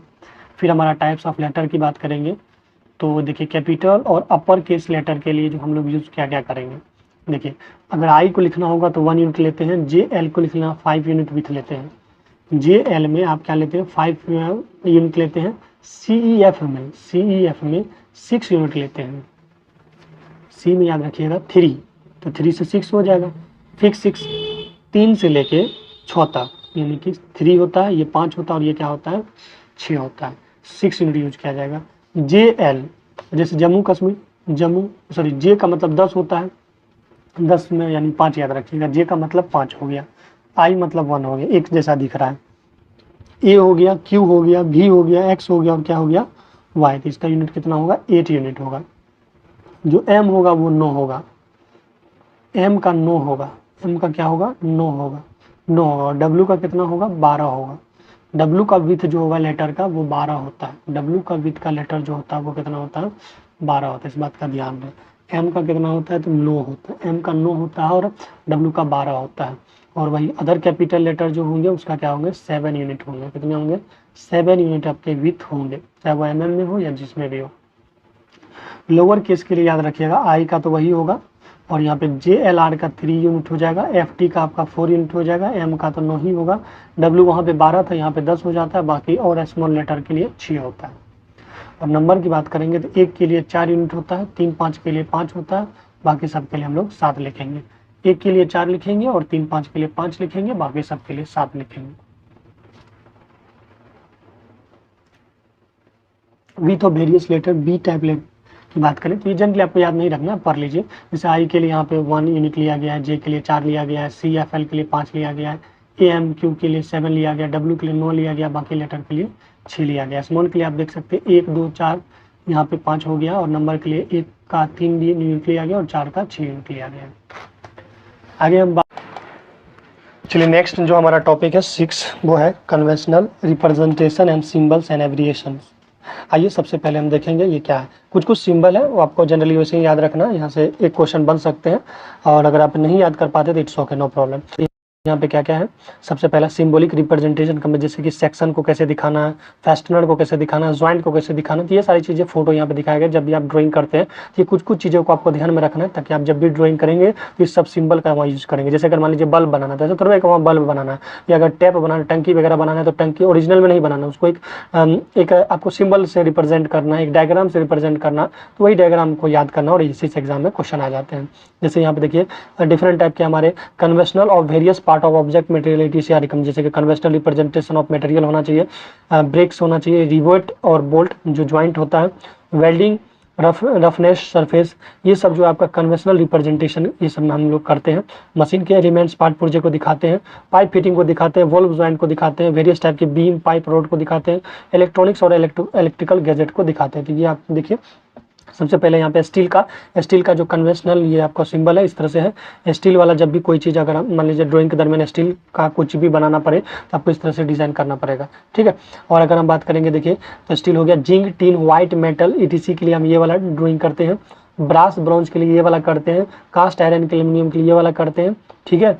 और देख लीजिए थोड़ा सा ड्राइंग, कास्ट आयरन एल्यूमिनियम के लिए देखो इस तरह से है gapping. Plastic, rubber, packing material, asbestos, fibre, felt, यानी जितना भी लगभग इंसुलेटर है उनके लिए हम लोग ये वाला करते हैं। देखिए इस तरह से है, ये इंसुलेटर के लिए करते हैं। फिर अगर वुड या प्लाईवुड होगा तो ये देखिए वुड और प्लाईवुड इस तरह से दिखेगा, इस तरह से हम लोग करते हैं। और नेक्स्ट वन हमारा है अर्थ या रबर। अर्थ या रिबेल को, रबल को दिखाने के लिए देखिए इस टाइप से, रबल को दिखाने के लिए ये डिजाइन है, इस तरह से आप देख सकते हैं, बेंच डेस्क टाइप से है। ब्रिक्स वर्क के लिए या मैसोनरी कंक्रीट फाइबर वर्क के लिए इस टाइप से डिजाइन किया जाता है। अगर आप इलेक्ट्रिकल इंजीनियरिंग से रिलेटेड है तो एक ड्राइंग जो सिस्टम होता है अंडरग्राउंड केबल में, इस तरह से इसका ड्राइंग होता है। वाटर, ऑयल, पेट्रोल, केरोसिन के लिए इस तरह से डिजाइन किया जाता है। गैस के लिए ये इस तरह से, सॉरी ग्लास के लिए इस तरह से डिजाइन किया जाता है। और भी आप देख सकते हैं जैसे रेक्टेंगुलर, अगर आपको सेक्शन बनाना है तो कुछ इस डिजाइन से होगा। रेक्टेंगुलर सेक्शन के लिए हो गया। अगर राउंड सेक्शन होगा तो ये इस तरह से डिजाइन किया जाएगा। राउंड सेक्शन का ये जो आपका है फ्रंट व्यू दिखाया गया है। पाइप होगा, पाइप का ये आपका डिजाइन से होगा। यहाँ पे भी ये पाइप हो गया, ये राउंड सेक्शन हो गया, ये आपका रेक्टेंगुलर हो गया। और ये टबिंग की बात करें तो टबिंग का इस तरह से होता है, ठीक है। फिर यहाँ पे देखिए कुछ और भी है, जैसे एक्सियल ड्रिल करना है वर्कशॉप में तो यहाँ पे एक्सियल व्यू है, ये आपका लेटरल व्यू है। इसी तरह से ड्रिल ऑन साइट करना है तो ये वाला होगा। और ये होगा, ये क्वेश्चन सब पूछा गया है, जैसे ये वाला सिंबल याद रखिएगा, ये वाला सिंबल फिटेड ऑन साइट का ये वाला सिंबल होता है। और फिटेड इन वर्कशॉप, अगर वर्क यानी कि वर्कशॉप में होगा सिर्फ ऐसे सिंबल लाइन, ऐसे सिंगल 2 लाइन, लेकिन फिटेड करना है तो थोड़ा सा इसे कर्व आपको करना पड़ेगा, इस तरह से नॉक्सी निकालना पड़ेगा। अगर वही ड्रिल एंड फिटेड दोनों करना है साइड पे तो आपको ये 2 लाइन एफ वाला निकालना है। ड्रिल एंड फिटेड साइड करना है तो यहाँ पे देखिए 2 लाइन निकालना पड़ता है, ठीक है। अब यहाँ पे देखिए क्या है, surface which is finish by drill से अगर फिनिश किया गया तो ये डी हो गया, और अगर ग्रिंडिंग से किया गया है तो जी हो जाएगा, और अगर मशीन से किया जाएगा तो ये कुछ भी नहीं, इस तरह से डिजाइनिंग होगा, इस तरह से आपका मशीन का डिजाइनिंग हो जाएगा। नेक्स्ट वन देखिए, जो finish of surface up to an positive reference number के लिए आपका ये है, ये आप देख लीजिए। और अगर हम बात करेंगे मैट्रिक थ्रेड की तो ये देखिए M20 इंटू क्या है 1.5 है, और ये थ्रेडेड सरफेस है, ये बहुत महत्वपूर्ण है, ये थ्रेडेड सरफेस का है। और ये जो फाई आता है, जब भी ये फाई वाला सिंबल आएगा इसका मतलब डाया होता है, एग्जाम में क्वेश्चन आया हुआ है सेट, इसका मतलब है 6 hole of dia of 8 mm, यानी कि 6 होल किया जाएगा 8 mm के डाया का, 8 mm डाया का 6 होल किया जाएगा। इसका मतलब 6, 5, 8 का मतलब ये हुआ कि 6 होल किया जाएगा 8 mm डाया का। H5 का मतलब होता है tolerance of holes, H5 grade, 5 grade महत्वपूर्ण है, ये दोनों महत्वपूर्ण है, 7 और 8 और आपका 6। फिर देखिए प्लस माइनस मतलब मैक्सिमम और मिनिमम लिमिटेशन और टॉलरेंस, ये तो पता होगा, 10 का याद रखिएगा, फुल फॉर्म आ सकता है। CBR का मतलब होता है counter bore operation, counter bore operation, CBR का मतलब क्या हो गया, काउंटर बोर ऑपरेशन। फिर यहाँ पे कुछ और सिंबल है, जैसे अगर क्रॉस दिखाया जाता है पाइप फिटिंग में तो इस तरह से दिखाया जाता है, टी अगर दिखाया जाए तो ये टी वाला सेक्शन हो गया। स्लीव के लिए आप देख सकते हैं ये जस्ट लाइक रेक्टेंगल हो, सॉरी ये आपका स्ट्रेट लाइन होगा। अगर आपका लेटरल ज्वाइंट है तो लेटरल ज्वाइंट के लिए इस तरह से तिरछा आप देख सकते हैं, ये जो है टी दिखाया जाएगा। और एक्सपेंशन के लिए आपका फोटो ये देखिए इस तरह से होगा।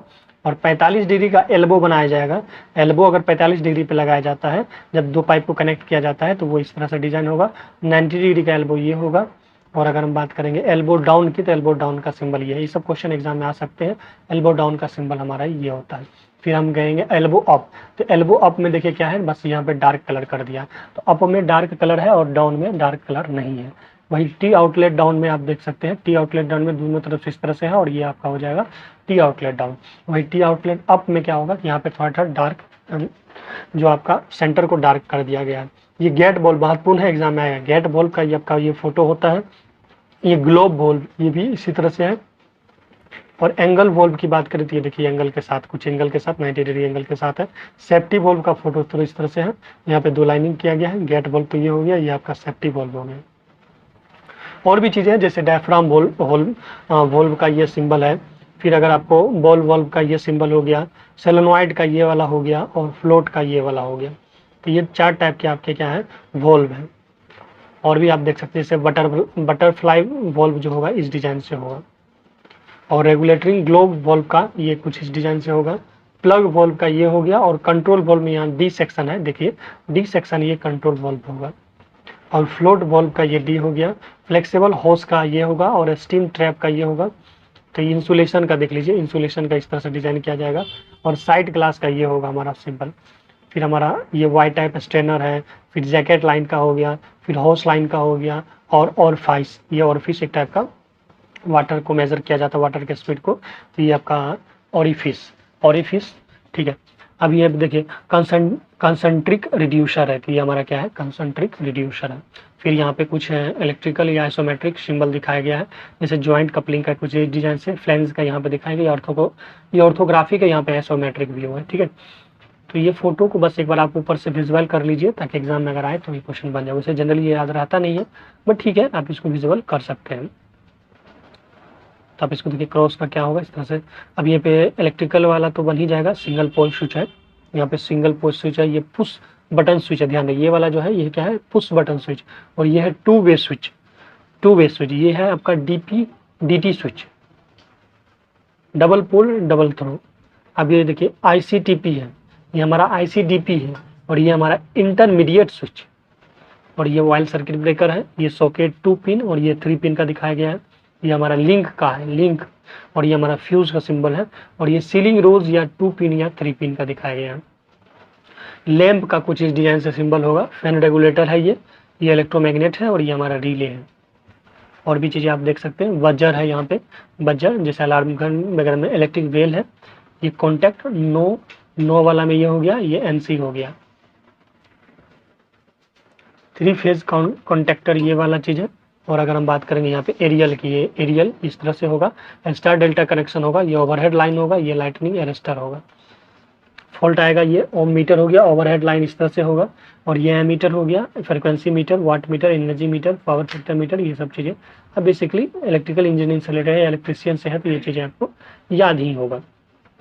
Transformer, main transformer, auto transformer, ये हमारा बैटरी एलिमिनेटर ट्रांसफार्मर। देखिए ये क्या है, बैटरी एलिमिनेटर ट्रांसफार्मर है। और यहाँ पे आप देख सकते हैं कि LF चौक है, लो फ्रिक्वेंसी, ये आपका रेडियो फ्रिक्वेंसी चौक है, ये जो है आपका रेडियो फ्रिक्वेंसी चौक है। और यहाँ पे पुश पुल ट्रांसफार्मर, देखिए क्या है, पुश पुल ट्रांसफार्मर, ये push pull input push pull transformer है, ये आउटपुट वाला है, और ये आपका आइसोलेशन इंफ्रारेड ट्रांसफार्मर है। Radio frequency transformer, rectifier diode, crystal pickup है, डायनेमिक पिकअप है, क्रिस्टल माइक्रोफोन, कैपेसिटर माइक्रोफोन है, डायनेमिक माइक्रोफोन और कार्बन माइक्रोफोन है। Series resonance circuit, parallel resonance circuit, headphone, stereo, ये सब है। लाउड स्पीकर है, डायल लैंप इंडिकेटर है, डायोड वोल्व है, ट्राइड वोल्व है, ट्रेड वोल्व है, पेंटोड है, बीम पावर है, थेरेटोन है, कोल्ड कैथोड है, मरकरी वेपर कैथोड है। ये सब चीज़ें यहाँ पे सिंबल है। टीवी कैमरा है, तो ये पिक्चर ट्यूब, ये आपका कलर पिक्चर ट्यूब हो जाएगा। ये LDR है, थर्मिस्टर है, वेरिएस्टर है, ये आपका VDR ट्रांसमिटिंग एंटीना, डायपोल और लूप हो गया, मैग्नेटिक हेड हो गया, वेरियोमीटर हो गया, फोटो डायोड हो गया, जेंडर डायोड हो गया। तो ये सिंबल सब आपको याद रखना है। SCR हो गया, बायलेटरल स्विच हो गया, ट्राइक हो गया, डायक हो गया। डायक में देखिए इस तरह से है, ट्राइक ये हो गया, NPN, PNP, UJT और ट्रेड या ट्रांजिस्टर हो गया। अब यहाँ पे नोटेशन 5 मैंने आपको क्या बोला था, डायमीटर होता है, तो यहाँ से डायरेक्ट स्पष्ट है, B हो जाएगा, डाया 7 यूनिट का हो गया। तो वही अगर 6 5 7 है, इसका मतलब है कि 6 होल होगा 7 डायामीटर का। अब देखिए the abbreviation of SR, SR का क्या मतलब होता है, तो SR का मतलब होता है स्फेरिकल रेडियस, SR का मतलब होता है स्फेरिकल रेडियस। ये LP टेक्नीशियन में पूछा गया क्वेश्चन है। अब नोटेशन की बात करें तो 2 × 5 6 का मतलब क्या हुआ, तो इसका मतलब आपका हो गया ये कि 2 circle of dia 6 unit, 6 unit dia के 2 सर्कल हैं। 6 यूनिट डाया के कितने सर्कल हैं, 2 सर्कल हैं, ध्यान दें। Which of the following is trapezial thread, trapezial thread में कौन होता है, एकैम होता है, एकैम। तो ये आपका देखिएगा ट्रेपेजियल, ट्रेपेजियल इस तरह से ट्रेपेजियल क्या होता है, इस तरह से जो डिजाइन होता है, ट्रेपेजियल थ्रेड धागा का एकैम होता है। एकैम जो है, ट्रेपेजियल थ्रेड और एकैम थ्रेड बोथ आर क्या है आपका, ये ट्रेपेजियल थ्रेड है। फिर M20 indicate metric thread of 20 mm outside diameter, M का मतलब होता है मैट्रिक थ्रेड। अब देखिए 5 इंडिकेट करेगा, ये आपको पहले बता दिया, डायमीटर को रेडियस ऑफ सर्कल R से दिखाते हैं, रेडियस ऑफ स्फीयर SR को दिखाते हैं, डायमीटर 5 को दिखाते हैं, स्फेरिकल डायमीटर SF 5 को दिखाते हैं। स्क्वायर के लिए हम 3 लाइन या फिर SQ लिखते हैं। पिच ऑफ साइकिल डायमीटर के लिए, पिच ऑफ साइकिल डायमीटर के हम लोग क्या लिखते हैं, PSD लिखते हैं, PSD। और EQ स्पेस के लिए लिखते हैं EQSP, EQSP, EQ स्पेस के हम लोग क्या लिखते हैं, EQSP, EQSP याद रखिएगा। काउंटर संघ के लिए CSK है, CSK काउंटर संघ, CSK भाई। और काउंटर बोर के लिए CBR, काउंटर बोर, जैसे CBR हो गया काउंटर बोर। और मैट्रिक थ्रेड में यह देखिए M होता है, M मतलब मैट्रिक थ्रेड होता है, CBR मतलब काउंटर बोर और काउंटर संख हो जाएगा।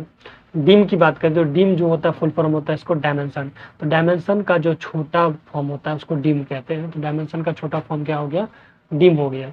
Dash is the smallest diameter of A screw thread, screw thread का जो डायमीटर होता है वो माइनर डायमीटर होता है, कम होता है ना, तो माइनर हो गया। माइनर डायमीटर स्क्रू थ्रेड का होता है, इसको कोर या रूट डाया भी कहते हैं। मेजर डाया जो होता है वो किसका होता है, तो वो एक्सटर्नल या इंटरनल स्क्रू थ्रेड का होता है। आप यहाँ देख सकते हैं कि यहाँ पे जो है मेजर वाला, ये पिच वाला और ये है माइनर वाला। तो माइनर वाला छोटा होता है, पिच और मेजर क्या होता है, बड़ा होता है, जिसको आप आउटसाइड या नॉमिनल डाया भी कहते हैं। Which case takes the drive due to the friction, तो वो होता है हमारा सैडल कीज। तो सैडल कीज जो होता है वो क्या करता है, ड्राइव करता है ड्यू टू फ्रिक्शन को। तो होलो सैडल की बात करें तो इसमें वन फेस ऑफ दिस की हैज़ द कर्वेचर, इसमें कर्वेचर होता है वन साइड में, और ये 1 से लेके 100 थंब में रहता है कि, और hub held on the shaft due to friction. एक होता है पैरेलल की जिसको आप फीदर की भी कहते हैं, इसका मेनली हम लोग यूज़ करते हैं। ट्रांसमिटिंग यूनिडायरेक्शनल टॉर्क, तो देखिए पैरेलल की या जो फीदर की होता है, तो अभी आप ये समझ गए कि यहाँ जो क्वेश्चन पूछा गया है कि जो keys takes to drive due to friction, friction के कारण जो ड्राइव किया जाता है वो होता है हमारा saddle keys, saddle keys, friction क्या हो गया, सैडल हो गया। वही अगर पैरेलल की बात करेंगे, पैरेलल या फीदर कीज की, तो पैरेलल या फीदर कीज में ट्रांसमिट यूज किया जाता है transmitting unidirectional torque. Unidirectional torque को ट्रांसमिट करने के लिए हम लोग क्या यूज करते हैं, पैरेलल की या फीदर की यूज करते हैं। वही अगर बात करेंगे वुड रफ की बात करेंगे तो एक सेमी सर्कल की होता है जो कि transmitting light torque, semi circle keys use किया जाता है ट्रांसमिटिंग लाइट टॉर्क।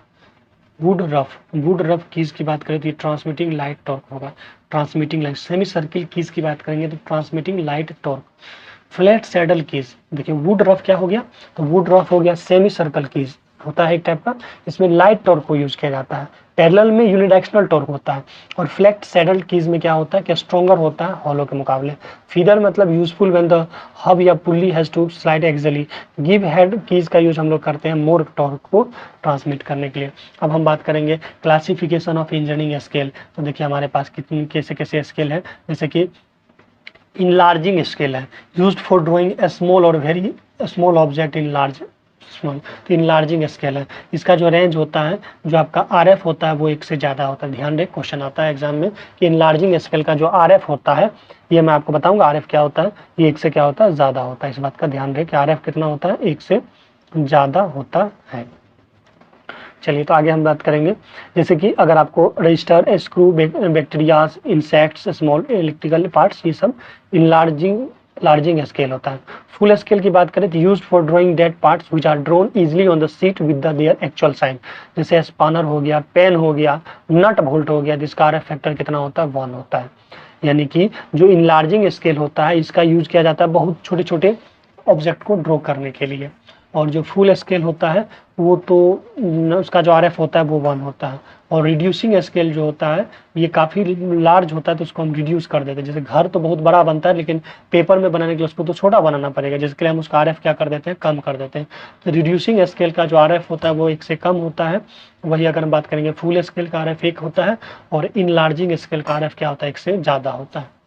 अब ये RF होता क्या है, तो RF का मतलब होता है रिप्रेजेंटेटिव फ्रैक्शन, यानी कि देखिए तो RF का मतलब हो गया रिप्रेजेंटेटिव फ्रैक्शन। रिप्रेजेंटेटिव फ्रैक्शन का मतलब होता है कि जब बहुत बड़े ऑब्जेक्ट को, जब आपको एक पेन पेपर में यानी कि सिमटना है तो उसका साइज को क्या करते हैं, कम करते हैं, यानी उसको 10 गुना, 100 गुना, 1000 गुना क्या कर देते हैं, कम कर देते हैं। जैसे आप अगर कोई मैप देखते होंगे तो 1 मीटर का मतलब वहाँ कह देता है कि 1000 किलोमीटर के बराबर है। तो आप जहाँ कभी भी 2 देश के कंट्री के बीच या 2 स्टेट के बीच अगर आप मान लीजिए 5 mm या 5 मीटर देखते हैं, इसका मतलब वो 5000 किलोमीटर डिस्टेंस में है। तो उसी तरह से RF जो होता है लंबे डिस्टेंस या लंबे ऑब्जेक्ट को या बड़े ऑब्जेक्ट को छोटे साइज में डिनोट करने का एक तरीका होता है। जैसे कि रिप्रेजेंटेटिव फ्रैक्शन, इसमें क्या होता है कि object of length of object in drawing, मतलब कि आप जो है ड्राइंग करने में कितना लेंथ ले रहे हो और उस एक्चुअल लेंथ ऑब्जेक्ट का क्या है। जैसे मान लीजिए एक्चुअल लेंथ ऑब्जेक्ट का है 10 मीटर, लेकिन ड्राइंग में 10 मीटर का तो सीट होगा ही नहीं, तो हम उसका ले लेते हैं मान लीजिए 1 सेंटीमीटर। तो ये कितना RF फैक्टर हो गया, तो ये हो गया 1/10 यानी कि 0.1 हो गया, यानी इन टर्म ऑफ लेंथ। वही अगर RF एरिया के कंडीशन में देखेंगे तो ये हो जाता है root under area of object in drawing या एक्चुअल एरिया ऑफ ऑब्जेक्ट। ध्यान दें, तो लेंथ में हो जाएगा, जो ड्राइंग आप कर रहे हैं उसको ऊपर रखिए, एक्चुअल लेंथ उसका नीचे रखिए। वॉल्यूम में देखिएगा तो √3 हो जाएगा volume of object in drawing और actual volume of object. RF unitless होता है, ध्यान दें, क्योंकि दोनों तो कट जाएगा। लेंथ ऑफ स्केल अगर निकालना होगा तो RF और maximum length to be measure, कितना लेंथ को मेजर करना है, ये लेंथ ऑफ स्केल। अगर आपको लेंथ ऑफ स्केल डिसाइड करना है कि हमारा जो स्केल होगा वो कितने लेंथ का होगा, तो आप देखिए RF फैक्टर और साथ साथ में maximum length to be measure, आपको कितना मैक्सिमम लेंथ को मेजर करना है। तो लेंथ ऑफ स्केल बराबर क्या हो गया, RF into maximum length to be measure. When the drawing is drawn on the same size as that of object, the scale used is full size. जब आपको क्या करना है, सेम साइज का ड्रॉ करना है तो आपको फुल साइज हो जाएगा, तो उसका जो RF हो जाता है वो 1:1 हो जाता है, यानी when measure are required in the 3 units, जब 3 यूनिट में यूज किया जाता है तो वो डायगोनल होता है, याद रखिएगा। जब when measure are required in the 3 units dash scale use, diagonal scale हम लोग जनरली यूज करते हैं। तो यूनिट कौन सा यूज करते हैं, बोलिए डायगोनल स्केल। डायगोनल स्केल की बात करेंगे तो इसमें क्या होता है कि इसमें mm होता है और क्या होता है DCM। चलिए मैं आपको आगे बताता हूँ कि ये डायगोनल स्केल क्या होता है। उससे पहले थोड़ा सा एक और क्वेश्चन है, देख लेते हैं। जो आपका कंपैरेटिव स्केल होता है have same RF and can B dash and dash. तो एक्चुअली जो आपका कंपैरेटिव स्केल होता है, अगर उसका RF सेम होता है तो वो जो होता है वो डायगोनल होता है, याद रखिएगा।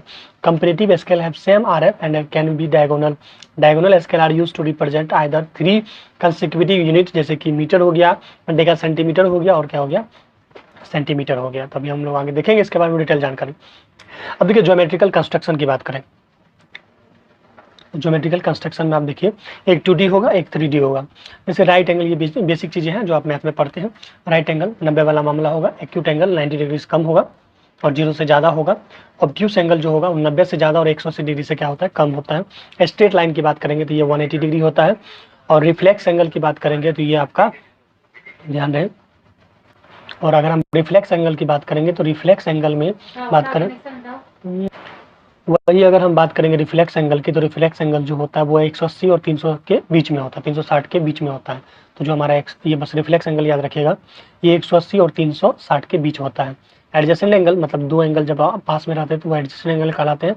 कंप्लीमेंट्री में 90 होता है और सप्लीमेंट्री में याद रखिएगा 180 होता है। सी कम है और एस ज़्यादा है, याद रखिएगा 90 100 180 का मामला है। अब यहाँ पे क्लासिफिकेशन इनलार्जिंग स्केल हम लोग लेते, फुल स्केल देख लेते, रिड्यूसिंग स्केल देख लेते। फिर यहीं पे हम देख लेते हैं, यहाँ पे देखिए अकॉर्डिंग टू टाइप्स, जैसे कि प्लेन स्केल है। एक तो आपका प्लेन स्केल होता है जो 2 डिवीजन में है, एक mm DCM या DCM सेंटीमीटर या यार्ड फीट होता है। It is divided into 2 sub division, जैसे कि 30 मीटर या 60 डेसीमीटर। तो प्लेन वाले में 2 डायमेंशन होते हैं, m या तो मीटर मेजर करेगा या डेका सेंटीमीटर मेजर करेगा। प्लेन वाला में आप देख सकते हैं ऊपर में यहाँ पे जैसे मीटर है, नीचे आपका सेंटीमीटर होगा। वही डायगोनल में 3 चीज़ें मेजर करेगी, तीन चीज़ें, जैसे मीटर आपका डेका सेंटीमीटर हो गया और क्या हो गया, सेंटीमीटर हो गया। Metre, deca centimetre, centimetre.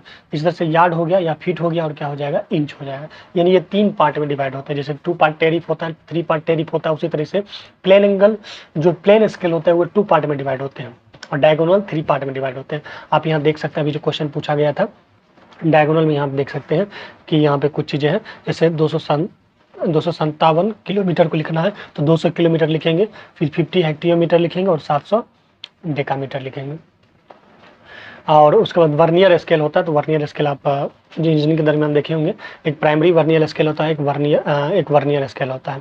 तो ये जो हमारा है क्या है, वर्नियर स्केल होता है। फिर हमारा कंपैरेटिव स्केल है। तो कंपैरेटिव स्केल में क्या होता है कि आपका RF सेम होता है but calibrated to read different unit, जैसे कि किलोमीटर और माइल, किलोमीटर मिनट। यानी कि इसमें क्या होता है कि RF तो सेम होता है लेकिन अलग अलग क्वांटिटी होता है। तो कंपैरेटिव करते हैं ना, कंपैरेटिव स्केल का मतलब होता है कि जो आपका रिप्रेजेंटेटिव फ्रैक्शन होता है वो सेम होता है लेकिन कैलिब्रेटेड अलग अलग टर्म में किया जाता है। जैसे कि नीचे वाले को किलोमीटर में किया गया, ऊपर में को माइल में किया गया, नीचे को किलोमीटर में किया गया, ऊपर को मिनट में, टाइम के साथ किया गया। स्केल ऑफ कॉर्ड्स, तो इट इज यूज, चॉर्ड्स की बात करें, it is use to measure और draw angle in absence of protractor. जब प्रोटेक्टर नहीं होता है तो उस कंडीशन में हम लोग स्केल ऑफ कॉर्ड्स का या चॉर्ड्स का यूज करते हैं जनरली। तो आप देख सकते हैं स्केल ऑफ। अभी आप देखिए प्रॉपर्टीज ऑफ कॉनिक सेक्शन। तो प्रॉपर्टीज ऑफ कॉनिक सेक्शन की बात करेंगे तो सर्कल, जैसे पहला है हमारा सर्कल। सर्कल में देखिए जो फार्मूला होता है, यहाँ से क्वेश्चन आया हुआ है। ये इक्वेशन की बात करेंगे, सर्कल का जो इक्वेशन होता है वो एक्स स्क्वायर, ये इसका कोऑर्डिनेट है, एक्स स्क्वायर वाई स्क्वायर और रेडियस का क्या हो जाएगा, स्क्वायर हो जाएगा। तो ये आपका सर्कल का क्या हो गया, इक्वेशन हो गया, एक्स स्क्वायर वाई स्क्वायर और इक्वल्स टू हो जाएगा रेडियस का स्क्वायर। यहाँ से रेडियस निकालिएगा हो जाएगा। सेंटर की बात करें तो ये 0 × 0 हो जाएगा, सॉरी 0 0 हो जाएगा। और ई सेंट्रिसिटी की बात करेंगे तो ये क्या हो जाएगा, इक्वल्स टू 0 हो जाता है सर्कल में। फिर पैराबोला की बात करेंगे तो पैराबोला या पैराबोला की बात करेंगे तो इसका जो इक्वेशन होता है वो होता है Y square 4ax। Y square क्या होता है ज़्यादा डिटेल में नहीं जानी, ये वाला जो सिंबल होता है वो पैराबोला का होता है और ये इक्वेशन होता है Y square equals to 4ax। यहाँ पे ई सेंट्रिसिटी की बात करेंगे तो ई इक्वल्स टू होता है PS/PM। यहाँ पे देखिए ये PS हो गया और ये आपका क्या हो गया, एक सेकेंड, यहाँ पे देखिए ये जो हमारा हो गया ये क्या हो गया, PS हो गया और यहाँ पे हो जाएगा PM। तो PS बाय PM ये हमारा क्या कहलाएगा, eccentricity. Eccentricity for parabola PS equal to क्या होता है PM, यानी कि इसका जो इसेंट्रिसिटी होगा वो कितना होगा 1। तो याद रखिएगा सर्कल का 0 इसेंट्रिसिटी होता है और पैराबोला का 1 होता है। और इक्वेशन के डायरेक्ट्रिक्स की बात करें तो x+1 x+a 0 हो जाता है। फोकाई इसका a 0 होगा, यानी कि सेंटर उसका 0 0 होता है, इसका a 0 होगा। फिर अगर हम बात करेंगे इलिप्स की, तो इलिप्स में देखिए इलिप्स का जो फार्मूला होता है इक्वेशन का वो होता है x² bye a² plus y² bye आपका क्या हो जाएगा b² इक्वल्स टू क्या हो जाता है 1 हो जाता है। यहाँ पे जो इसेंट्रिसिटी होता है वो 1 से क्या होता है, क्योंकि यहाँ पे जो PS है देखिए ना, यहाँ पे जो आपका PS होता है, ये जो PS है वो ज़्यादा होता है, PS PM से कम होता है, जिसके कारण इसका जो इसेंट्री होता है वो 1 से क्या होता है कम होता है, 1 से कम होता है। तो इसेंट्रिसिटी जो होता है वो 1 से कम होता है। इलिप्स का इसेंट्रिसिटी जो होता है वो 1 से क्या होता है कम होता है। इक्वेशन ऑफ डायरेक्ट्रिक्स की बात करें तो यहाँ पे हो जाएगा इस तरह से। हाइपरबोला की बात करेंगे तो हाइपरबोला का फार्मूला होता है वही x² a², बस यहाँ पे माइनस लग जाएगा। तो इलिप्स में प्लस होता है, हाइपरबोला में माइनस हो जाएगा। ध्यान दें इलिप्स में क्या था, यहाँ पे प्लस था और यहाँ पे क्या हो जाएगा माइनस हो जाएगा बस, और यहाँ पे कुछ ज़्यादा है नहीं, यहाँ पे प्लस हो गया, यहाँ पे क्या हो गया माइनस हो गया। इसकी इसेंट्रिसिटी जो हाइपरबोला का होगा वो 1 से ज़्यादा होगा। तो शुरू से याद रखिए सर्कल का 0 हो गया, और अगर हम बात करेंगे पैराबोला का 1 हो गया, और इलिप्स का 1 से कम हो गया, और हाइपरबोला का 1 से क्या हो जाएगा ज़्यादा हो जाएगा। यहाँ पे कुछ क्वेश्चन है, कह रहे कि एक रेगुलर डेकाहेड्रॉन हैज 12 आइडेंटिकल फेस, तो 5 पेंटागोनल फेस होते हैं। इसमें जो 12 आइडेंटिकल फेस, तो इसमें 5 पेंटागोनल फेसेस होते हैं। आप फिगर के साथ देख सकते हो, इसको याद ही करना पड़ेगा। Next, what is the quadrilateral with equal sides and none of the right angle, तो इसको आप क्या कहते हैं रोम्बस कहते हैं, रोम्बुश कहते हैं। तो आपको चतुर्भुज के बारे में थोड़ी जानकारी होनी चाहिए। जैसे रोम्बुश जो होता है वो ऑल साइड, इसमें ये जस्ट लाइक स्क्वायर के जैसा ही होता है। यहाँ पे अपोजिट साइड से अर्च का पैरेलल होता है, opposite angle of rhombus are equal होता है। In rhombus diagonal bisect each other at right angle and the sum of two adjacent angle is 180 degree होता है। फिर क्या है a angle is between the two intersecting plane, उसको क्या कहेंगे डायहेड्रल कहेंगे। महत्वपूर्ण क्वेश्चन है और ये LP में पूछा गया क्वेश्चन है कि बताइए जो आपका टू इंटरसेक्टिंग प्लेन का जो आपके एंगल के बीच का होता है वो क्या होता है हमारा डायहेड्रल होता है। डायहेड्रल ये वाला जो एंगल बना है ये कौन सा एंगल है, ये हमारा डायहेड्रल एंगल है, डायहेड्रल ध्यान दें। और ये small angle surface formed between two surface, इसको भी क्या कहेंगे, इसको चैम्फर कहेंगे, याद रखिएगा। अगर स्मॉल एंगल बनेगा सरफेस के बीच बनता है तो उसको हम चैम्फर कहते हैं। और वही अगर हमारा दो इंटरसेक्टिंग प्लेन के बीच का बनेगा हाफ हाफ, जैसे दो इंटरसेक्टिंग प्लेन के बीच बनता है तो इसको हम कहते हैं डायहेड्रल। और अगर हम जो स्मॉल एंगल बनता है सरफेस के बीच, दो सरफेस के बीच जब बनेगा तो वो हमारा होगा चैम्फर। तो सरफेस में याद रखिएगा चैम्फर बनेगा, सरफेस में चैम्फर बनेगा, तो याद रखिएगा। डिस्क्राइब टाइप ऑफ बीवल और ओकेजन, तो चैम्फर बनेगा सरफेस में, और आपका जो इंटरसेक्टिंग प्लेन के बीच बनेगा वो हमारा होगा डिहाइड्रल। फिर हमारा यहाँ पे देखिए reflection of point -2 -6 on the Y, इसको आपको क्या करना सिंपली साइन चेंज कर देना है, ये हो जाएगा माइनस से प्लस हो जाएगा, ये आपका 6 हो जाएगा। ठीक है, एक्स वाई होगा तो एक्स डायरेक्शन चेंज हो जाएगा, बस याद रखिए। When point is reflected in the X axis Y axis then Y coordinate remains same while X coordinate change, याद रखिएगा। अगर वाई एक्सिस में पूछेगा तो वाई वाला सेम होगा, एक्स चेंज हो जाएगा, एम माइनस प्लस हो जाएगा, प्लस माइनस हो जाएगा, इस बात का ध्यान दें। और curve is compound curve consist of two curve that are joined at the point of tangency and the located the same side of common tangent, इसको आप क्या कहेंगे ओगी कहेंगे। क्या कहेंगे ओगी। ओगी कर्व जो है कंपाउंड कर्व होता है जो दो कर्व को कंसिस्ट करता है, जिसमें टेंजेंसी और लोकेटेड पॉइंट ज्वाइंट होता है, तो याद रखिएगा कर्व ओगी कर्व। एस्फीयर रेडियस की बात करेंगे तो यहाँ पे BSR से दिखाते हैं, पहले भी डिस्कस कर लिए थे, स्क्वायर SQ से दिखाते हैं। अब यहाँ पे सरफेस फिनिश इससे स्पेसिफाई द सिंबल ऑफ, तो ये आपका D जो है ट्रायंगुलर सरफेस फिनिश को दिखाता है, ये सरफेस फिनिश को ये दिखाता है मशीन वाला, मशीन। अब ये सेक्शन और डेवलपमेंट इंटरसेक्शन ऑफ सॉलिड, तो यहाँ पे देखिए when we want to show the interior detail of a solid, उसके लिए हमको क्या करना पड़ता है सेक्शनल व्यू को कट करना पड़ता है। जैसे किसी मशीन के पार्ट प्रोजेक्ट अगर हमको दिखाना है तो उसके सारे पार्ट को सेक्शन वाइज हमको दिखाना पड़ता है। कि रबर कहाँ है, कम्यूटेटर कहाँ है वगैरह। इस तरह से इंपॉर्टेंट टर्मिनोलॉजी, जैसे कि ये जो है हमारा ऑब्जेक्ट हो गया, ये हमारा सेक्शन प्लेन हो गया। फिर यहाँ पे ये ऊपर वाला हो गया तो सेक्शनल व्यू हो गया, और ये सेक्शन है तो सेक्शनल व्यू हो गया। इसी तरह से और भी है, तो सेक्शनल प्लेन हो गया, सेक्शनल प्लेन सेक्शन हो गया, सेक्शनल व्यू हो गया। ट्रू शेप, जो orthographic projection on a plane parallel to cutting plane on a shape of the section, इसको कहते हैं हम लोग ट्रू शेप। एक होता है हमारा ऑक्सिलरी प्लेन और ऑक्सिलरी व्यू। सेक्शनल व्यू और true shape of section for the different, देखिए sectional plane parallel to VP, ये वीपी के पैरेलल है। व्हेन सेक्शन प्लेन जो होगा वीपी के पैरेलल होगा, then true shape of section visible in front view. अब देखिए हमारे डायमेंशन की बात करेंगे, तो एरो हेड, जैसे कि पिछले में देख लिए थे, एरो हेड का कितना था, लेंथ जो था वो 3 mm था, और जो विड्थ था वो कितना था, 1 mm था। ये ओपन वाला है, ये क्लोज वाला है, ये क्लोज और फील्ड है, और ये ओपन विथ 15 डिग्री और क्या है, 90 डिग्री। अब टाइप ऑफ डायमेंशन की बात कर सकते हैं, जैसे इसमें और है, एरो हेड मैंने पहले भी बता दिया, इसका विड्थ कितना होता है, तो विड्थ आपका 1 यूनिट होता है, और ये जो आपका होता है 3 यूनिट होता है। ये आपका जो है, ये आपका है oblique stroke, man space is too small of arrow head then the oblique stroke में भी सब्स्टिट्यूटेड। तो यहाँ पे ऑब्लिक्यू स्ट्रोक का ये सिंबल है, ये किसका है, तो ये आपका है ऑब्लिक्यू स्ट्रोक का सिंबल है। अब साइज और फंक्शनल डायमेंशन आप देख सकते हैं, इसमें साइज, जिस लेंथ ब्रीथ ये सब दिखाते हैं। लोकेशन या डोटम साइज है, यहाँ पे एल से दिखाते हैं। अब यहाँ पे कुछ चीजें हैं, जैसे कि फुल फॉर्म हो गया, रेडियस ऑफ सर्कल आर से दिखाते हैं, radius of sphere S R से दिखाते हैं, डायमीटर 5, स्फीयर डायमीटर एस 5 हो गया, स्क्वायर का ये वाला हो गया, pitch of cycle diameter PhD हो गया, पिच ऑफ साइकिल डायमीटर जो हो गया पीएचडी हो गया, इक्वी स्पेस इक्यू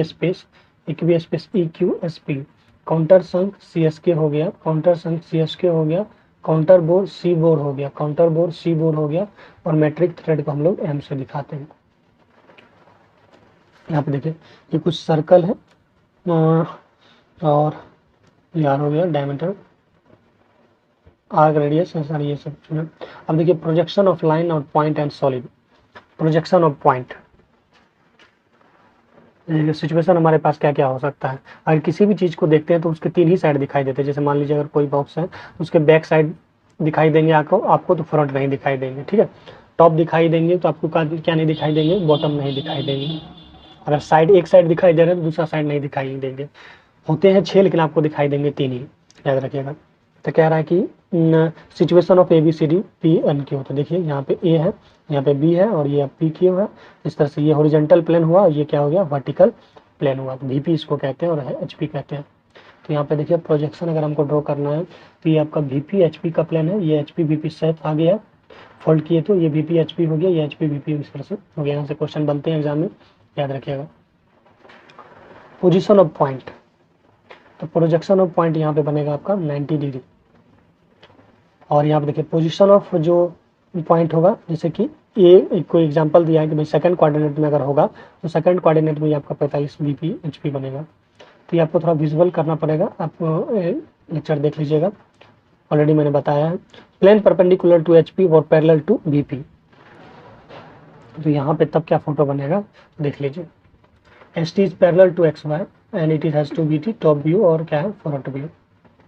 फिर हमारा plane perpendicular to VP and parallel to HP है, तब ये फोटो बनेगा। फिर पोजीशन ऑफ प्लेन प्रोजेक्शन इस तरह से चलेगा। क्वेश्चन है what is the maximum number of auxiliary view of given object, कितना रहता है, इन्फिनाइट। ऑक्सिलरी व्यू तो इन्फिनाइट होता है, आप जितना ऑक्सिलरी व्यू बना सकते हैं, इस बात का ध्यान रहे। कुछ चीज़ें और भी हैं आपको रिमेंबर करना है। The part of object between the cutting plane and observer is assumed to be removed and view as a shown as a section. The surface produced by cutting object of section place is called section, और इसमें 45 degree का angle होता है और इसको sectional view कहते हैं। और जो चलिए इनसे रिलेटेड कुछ क्वेश्चन कर लेते हैं। जैसे कह रहा है कि मैक्सिमम जो ऑक्सिलरी लाइन हो, ऑक्सिलरी व्यू होता है वो कितना होता है, तो याद रखिएगा इनफिनाइट होता है। ऑक्सिलरी व्यू कितने भी हो सकते हैं, ठीक है। अब ये जो auxiliary view may also used for the determining true length of the line, point view of the line, side view of the line और true size and shape of the line। फिर नेक्स्ट क्वेश्चन है in third angle projection. Third angle projection बहुत महत्वपूर्ण question है, ये बार बार exam में आएंगे।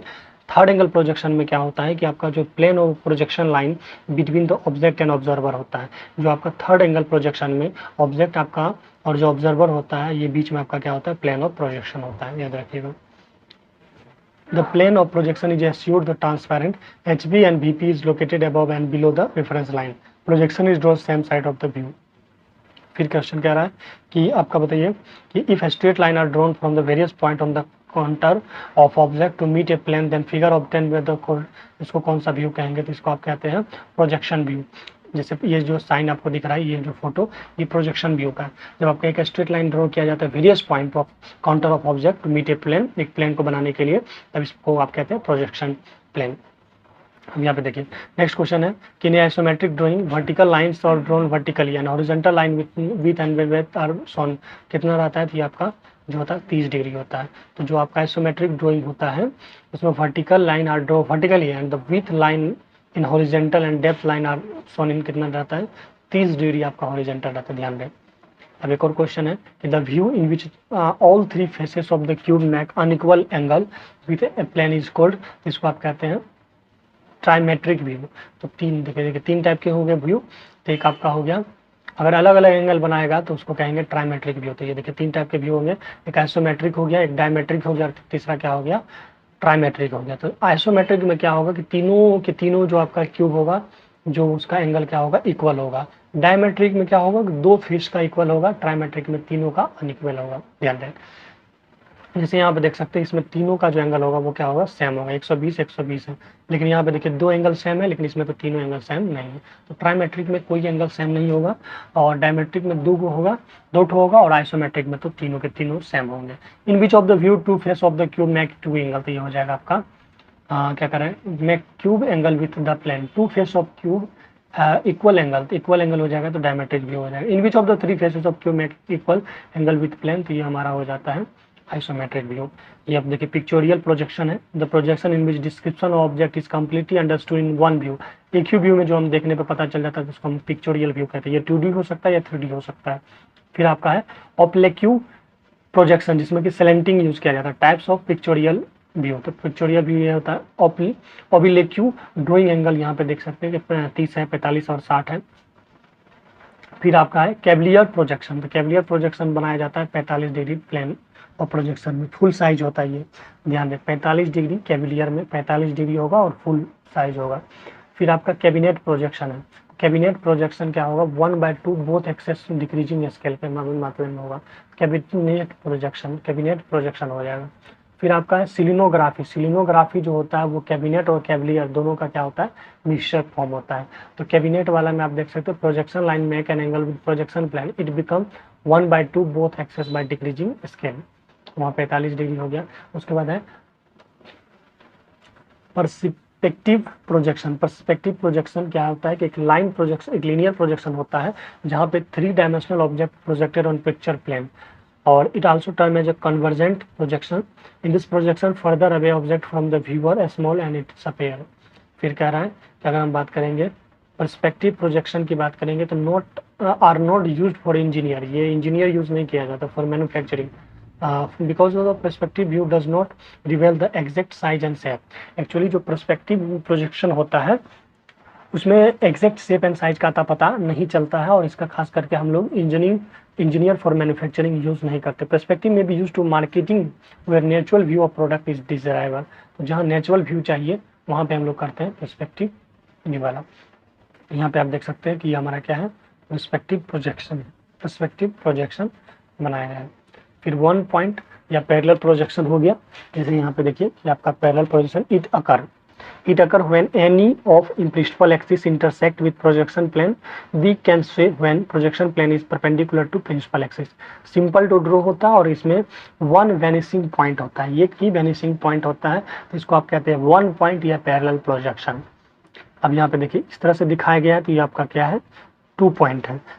It occur when projection plane intersect 2 of principal axis, दो प्रिंसिपल एक्सिस को कट जब करता है तो इसको आप कहते हैं 2 पॉइंट या एंगुलर प्रोजेक्शन।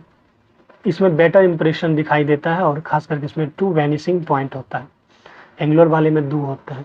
वही ओब्लिक्यू प्रोजेक्शन में 3 पॉइंट होता है, जैसे आप देख सकते हैं इसमें इस तरह से दिखाया गया है। तो ये आपका क्या है, ये आपके 3 पॉइंट है, और ये काफ़ी डिफिकल्ट होता है ड्रॉ करने के लिए, और इसमें 3 वैनिशिंग पॉइंट होता है। फिर हमारा कोऑर्डिनेट है, ये फर्स्ट कोऑर्डिनेट, ये सेकंड कोऑर्डिनेट, यहाँ पे थर्ड है, यहाँ क्या है फोर्थ है। अगर इसमें ये डेटा क्वेश्चन आएंगे ही आएंगे। इसमें देखिए जो फर्स्ट कोऑर्डिनेट में फर्स्ट कोऑर्डिनेट क्या है, तो फर्स्ट कोऑर्डिनेट में ये आप HP के ऊपर है और फ्रंट VP है, VP के क्या है फ्रंट में है, यानी अगर यहाँ कोई ऑब्जेक्ट होगा तो वो HP के ऊपर होगा और VP के क्या होंगे फ्रंट में होंगे। वही अगर ऑब्जेक्ट को आप सेकंड में कोऑर्डिनेट में रखिएगा तो ये क्या होगा कि HP के अबव होगा लेकिन VP के क्या होंगे बिहाइंड होंगे। वही अगर थर्ड कोऑर्डिनेट में रखिएगा तो बिलो HP होगा लेकिन बिहाइंड VP होगा। फोर्थ कोऑर्डिनेट में रखिएगा तो बिलो HP होगा लेकिन फ्रंट VP होगा। फर्स्ट कोऑर्डिनेट में जो ऑब्जेक्ट सैचुरेटेड किया जाता है तो in front of VP and above दी है, वही लाइन लिखा हुआ है, पढ़ सकते हैं। फर्स्ट एंगल प्रोजेक्शन है, फर्स्ट एंगल प्रोजेक्शन में देखिए कोई ऑब्जेक्ट को ये रखा जाता है तो फर्स्ट एंगल प्रोजेक्शन में ये हमारा ऑब्जर्वर होता है और ये हमारा क्या है प्लेन है। तो आपका जो फर्स्ट एंगल प्रोजेक्शन में आपका जो ऑब्जेक्ट होता है वो प्लेन और ऑब्जर्वर के बीच में होता है। यहाँ पे देखिए object is situated in first coordinate और इसको रखा जाता है फर्स्ट कोऑर्डिनेट में। This object between the observer and the plane of projection, तो ये देखिए जैसा कि आप देख रहे हैं इसमें कहाँ रखा गया है, तो ऑब्जेक्ट को रखा गया है प्लेन और ऑब्जर्वर के बीच में और ये फर्स्ट कोऑर्डिनेट है। फिर देखिए अगर हम बात करेंगे थर्ड एंगल, उससे पहले हम लोग सेकेंड देख लेते हैं। चलिए थर्ड एंगल प्रोजेक्शन देख लेते हैं। तो थर्ड एंगल प्रोजेक्शन में देखिए क्या है, थर्ड एंगल प्रोजेक्शन में आपका प्लेन बीच में है और यहाँ पे आपका ऑब्जेक्ट है और यहाँ पे आपका ऑब्जर्वर है। This plane is projection line between observer and object, ये जो है थर्ड कोऑर्डिनेट पे बनता है। एक होता है फर्स्ट एंगल प्रोजेक्शन, एक होता है आपका थर्ड एंगल प्रोजेक्शन। फर्स्ट और क्या होता है third. The plane of projection is assume is non transparent, इसमें ट्रांसपेरेंट नहीं होता। फर्स्ट वाला ट्रांसपेरेंट नहीं होता है लेकिन जो आपका थर्ड वाला होगा वो ट्रांसपेरेंट होगा, तभी दिखाई देगा। तो इसमें क्या होगा HP and VP is located below and above the reference line, तो इसमें जो आपका HP और VP होगा वो रेफरेंस लाइंस के ऊपर होगा और यहाँ पे रेफरेंस लाइंस के नीचे होगा। अब ये कर रहा है फ्रंट व्यू अगर करेगा तो ये XY प्लेन के व्यू बनेगा, top view XY plane right view इस तरह से। This method is projection used in India and Europe, तो आपका इंडिया और यूरोप में जो यूज़ किया जाता है वो होता है फर्स्ट एंगल प्रोजेक्शन। वही अमेरिका में जो यूज़ किया जाता है वो हमारा होता है third angle projection. Third angle projection use किया जाता है अमेरिका में और इंडिया में यूज़ किया जाता है फर्स्ट एंगल प्रोजेक्शन। वही अगर बात करेंगे तो हमारा ऑर्थोग्राफिक प्रोजेक्शन, जो ऑर्थोग्राफिक प्रोजेक्शन होता है वो फर्स्ट और थर्ड एंगल प्रोजेक्शन इसमें यूज़ करते हैं क्योंकि due to overlapping of projection second और फोर्थ। तो ऑर्थोग्राफिक प्रोजेक्शन के लिए हम लोग पहला और क्या यूज़ करते हैं तीसरा यूज़ करते हैं, पहला और तीसरा यूज़ करते हैं ऑर्थोग्राफिक के लिए, सेकेंड और फोर्थ नहीं करते क्योंकि ओवरलैपिंग हो सकता है। Symbol of first and third angle projection, तो आप यहाँ देख सकते हैं सेकेंड, सेकेंड ये हो गया। जैसे फर्स्ट एंगल प्रोजेक्शन में क्या होगा ये आपका इस साइड से दिखाई देगा, ये बनाएंगे। थर्ड एंगल में ये आपका ये हो जाएगा। प्रिंसिपल ऑफ रेफरेंस, ये वर्टिकल प्लेन होता है, ये वर्टिकल प्लेन, ये आपका हॉरिजॉन्टल प्लेन होता है। ये ग्राउंड लाइन या क्या होता है रेफरेंस लाइन होता है। ऑक्सिलरी लाइन की बात करेंगे तो ऑक्सिलरी प्लेन इनफिनाइट होता है, याद रखिएगा। टाइप्स ऑफ ऑक्सिलरी प्लेन, एक होता है ऑक्सिलरी वर्टिकल प्लेन, दूसरा होता है inclined plane. Auxiliary vertical plane, एक ऑक्सिलरी वर्टिकल प्लेन होता है और एक ऑक्सिलरी इंक्लाइंड प्लेन होता है। AVP is perpendicular to HP, जो आपका ऑक्सिलरी वर्टिकल प्लेन होता है वो हॉरिजॉन्टल प्लेन के परपेंडिकुलर होता है और वर्टिकल प्लेन के क्या होता है इंक्लाइंड में होता है, ध्यान दें। और जो आपका ऑक्सिलरी इंक्लाइंड प्लेन होता है वो परपेंडिकुलर टू तो VP रहता है लेकिन ये इंक्लाइंड रहता है HP से। HP से देखिए इंक्लाइंड है और ये VP से क्या है परपेंडिकुलर है, लेकिन इसमें क्या है ये परपेंडिकुलर है HP से और ये VP से क्या है इंक्लाइंड है। जैसे ऑक्सिलरी व्यू की बात करेंगे तो projection on auxiliary plane is called auxiliary view. Side view is a special case of auxiliary view, तो साइड व्यू भी क्या है टाइप का ऑक्सिलरी व्यू है। ग्राउंड लाइन समझिए रहे, फ्रंट लाइन और एलिवेशन। फ्रंट व्यू है इसी को क्या कहते हैं एलिवेशन कहते हैं। तो एलिवेशन क्या है, तो फ्रंट व्यू को आप कहते हैं एलिवेशन, टॉप व्यू को आप प्लान कहते हैं, प्लेन नहीं प्लान। टॉप व्यू को प्लान कहते हैं और फ्रंट व्यू को एलिवेशन कहते हैं और साइड व्यू को हम प्रोफाइल व्यू कहते हैं। साइड व्यू को हम लोग प्रोफाइल व्यू कहते हैं। और the line in which VP and HP intersect is called reference line या डिनोटेड बाय XY, इसको हम डिनोटेड करते हैं X और Y से। जैसे दो चीज़ें होती है, एक ऑर्थोग्राफिक प्रोजेक्शन होता है और एक होता है पर्सपेक्टिव प्रोजेक्शन। तो ऑर्थोग्राफिक प्रोजेक्शन में क्या होता है हमारा, observer situated at infinite distance from the object. यानी जो ऑर्थोग्राफिक प्रोजेक्शन होता है उसमें जो ऑब्जर्वर होता है ऑब्जेक्ट से बहुत ज़्यादा दूर में होता है, और इसमें एक प्रोजेक्शन रे पैरेलल होती है। याद रखिएगा, इसमें जो प्रोजेक्शन रे होती है वो पैरेलल होती है, और प्रोजेक्शन है same size of original object. Same size होता है जो ओरिजिनल ऑब्जेक्ट का होता है। वही पर्सपेक्टिव प्रोजेक्शन में क्या होता है, observer situated at infinite distance, एक डिस्टेंस पे होता है, और projection ray intersect at view point, object appear smaller and further away than are. इसमें यूज किया जाता है एनिमेशन में और विजुअल सिमुलेशन में, इसमें आर्किटेक्चर में, कंप्यूटर एडेड डिजाइन में। तो ऑर्थोग्राफी का यूज़ हम लोग करते हैं स्केड में और आर्किटेक्चर में, जबकि हम पर्सपेक्टिव वाला का यूज़ करते हैं एनिमेशन में और विजुअल वाला में। पेंसिल 18 टाइप के होते हैं, हम लोग डिस्कस कर लिए थे, एक बार रिवीजन कर लेते हैं। इसमें मीडियम ग्रेड होता है, तो मीडियम ग्रेड में 3S से लेके F होता है, सॉफ्ट में आपका 2B से लेके 5B भी होता है। तो हमको यहाँ पे देख लिए थे कि 9H जो होता है वो हार्डेस्ट होता है, तो 6S 5F 4H extremely hard होता है, और 3H वेरी हार्ड होता है, 2H हार्ड होता है, H मॉडरेटली हार्ड होता है, F फाइन होता है, HB आपका मीडियम हार्ड होता है, B जो होता है मॉडरेटली सॉफ्ट एंड ब्लैक होता है। ठीक है, ये होता है पेंसिल। 3H पेंसिल से कंस्ट्रक्शन लाइन हम लोग ड्रॉ करते हैं।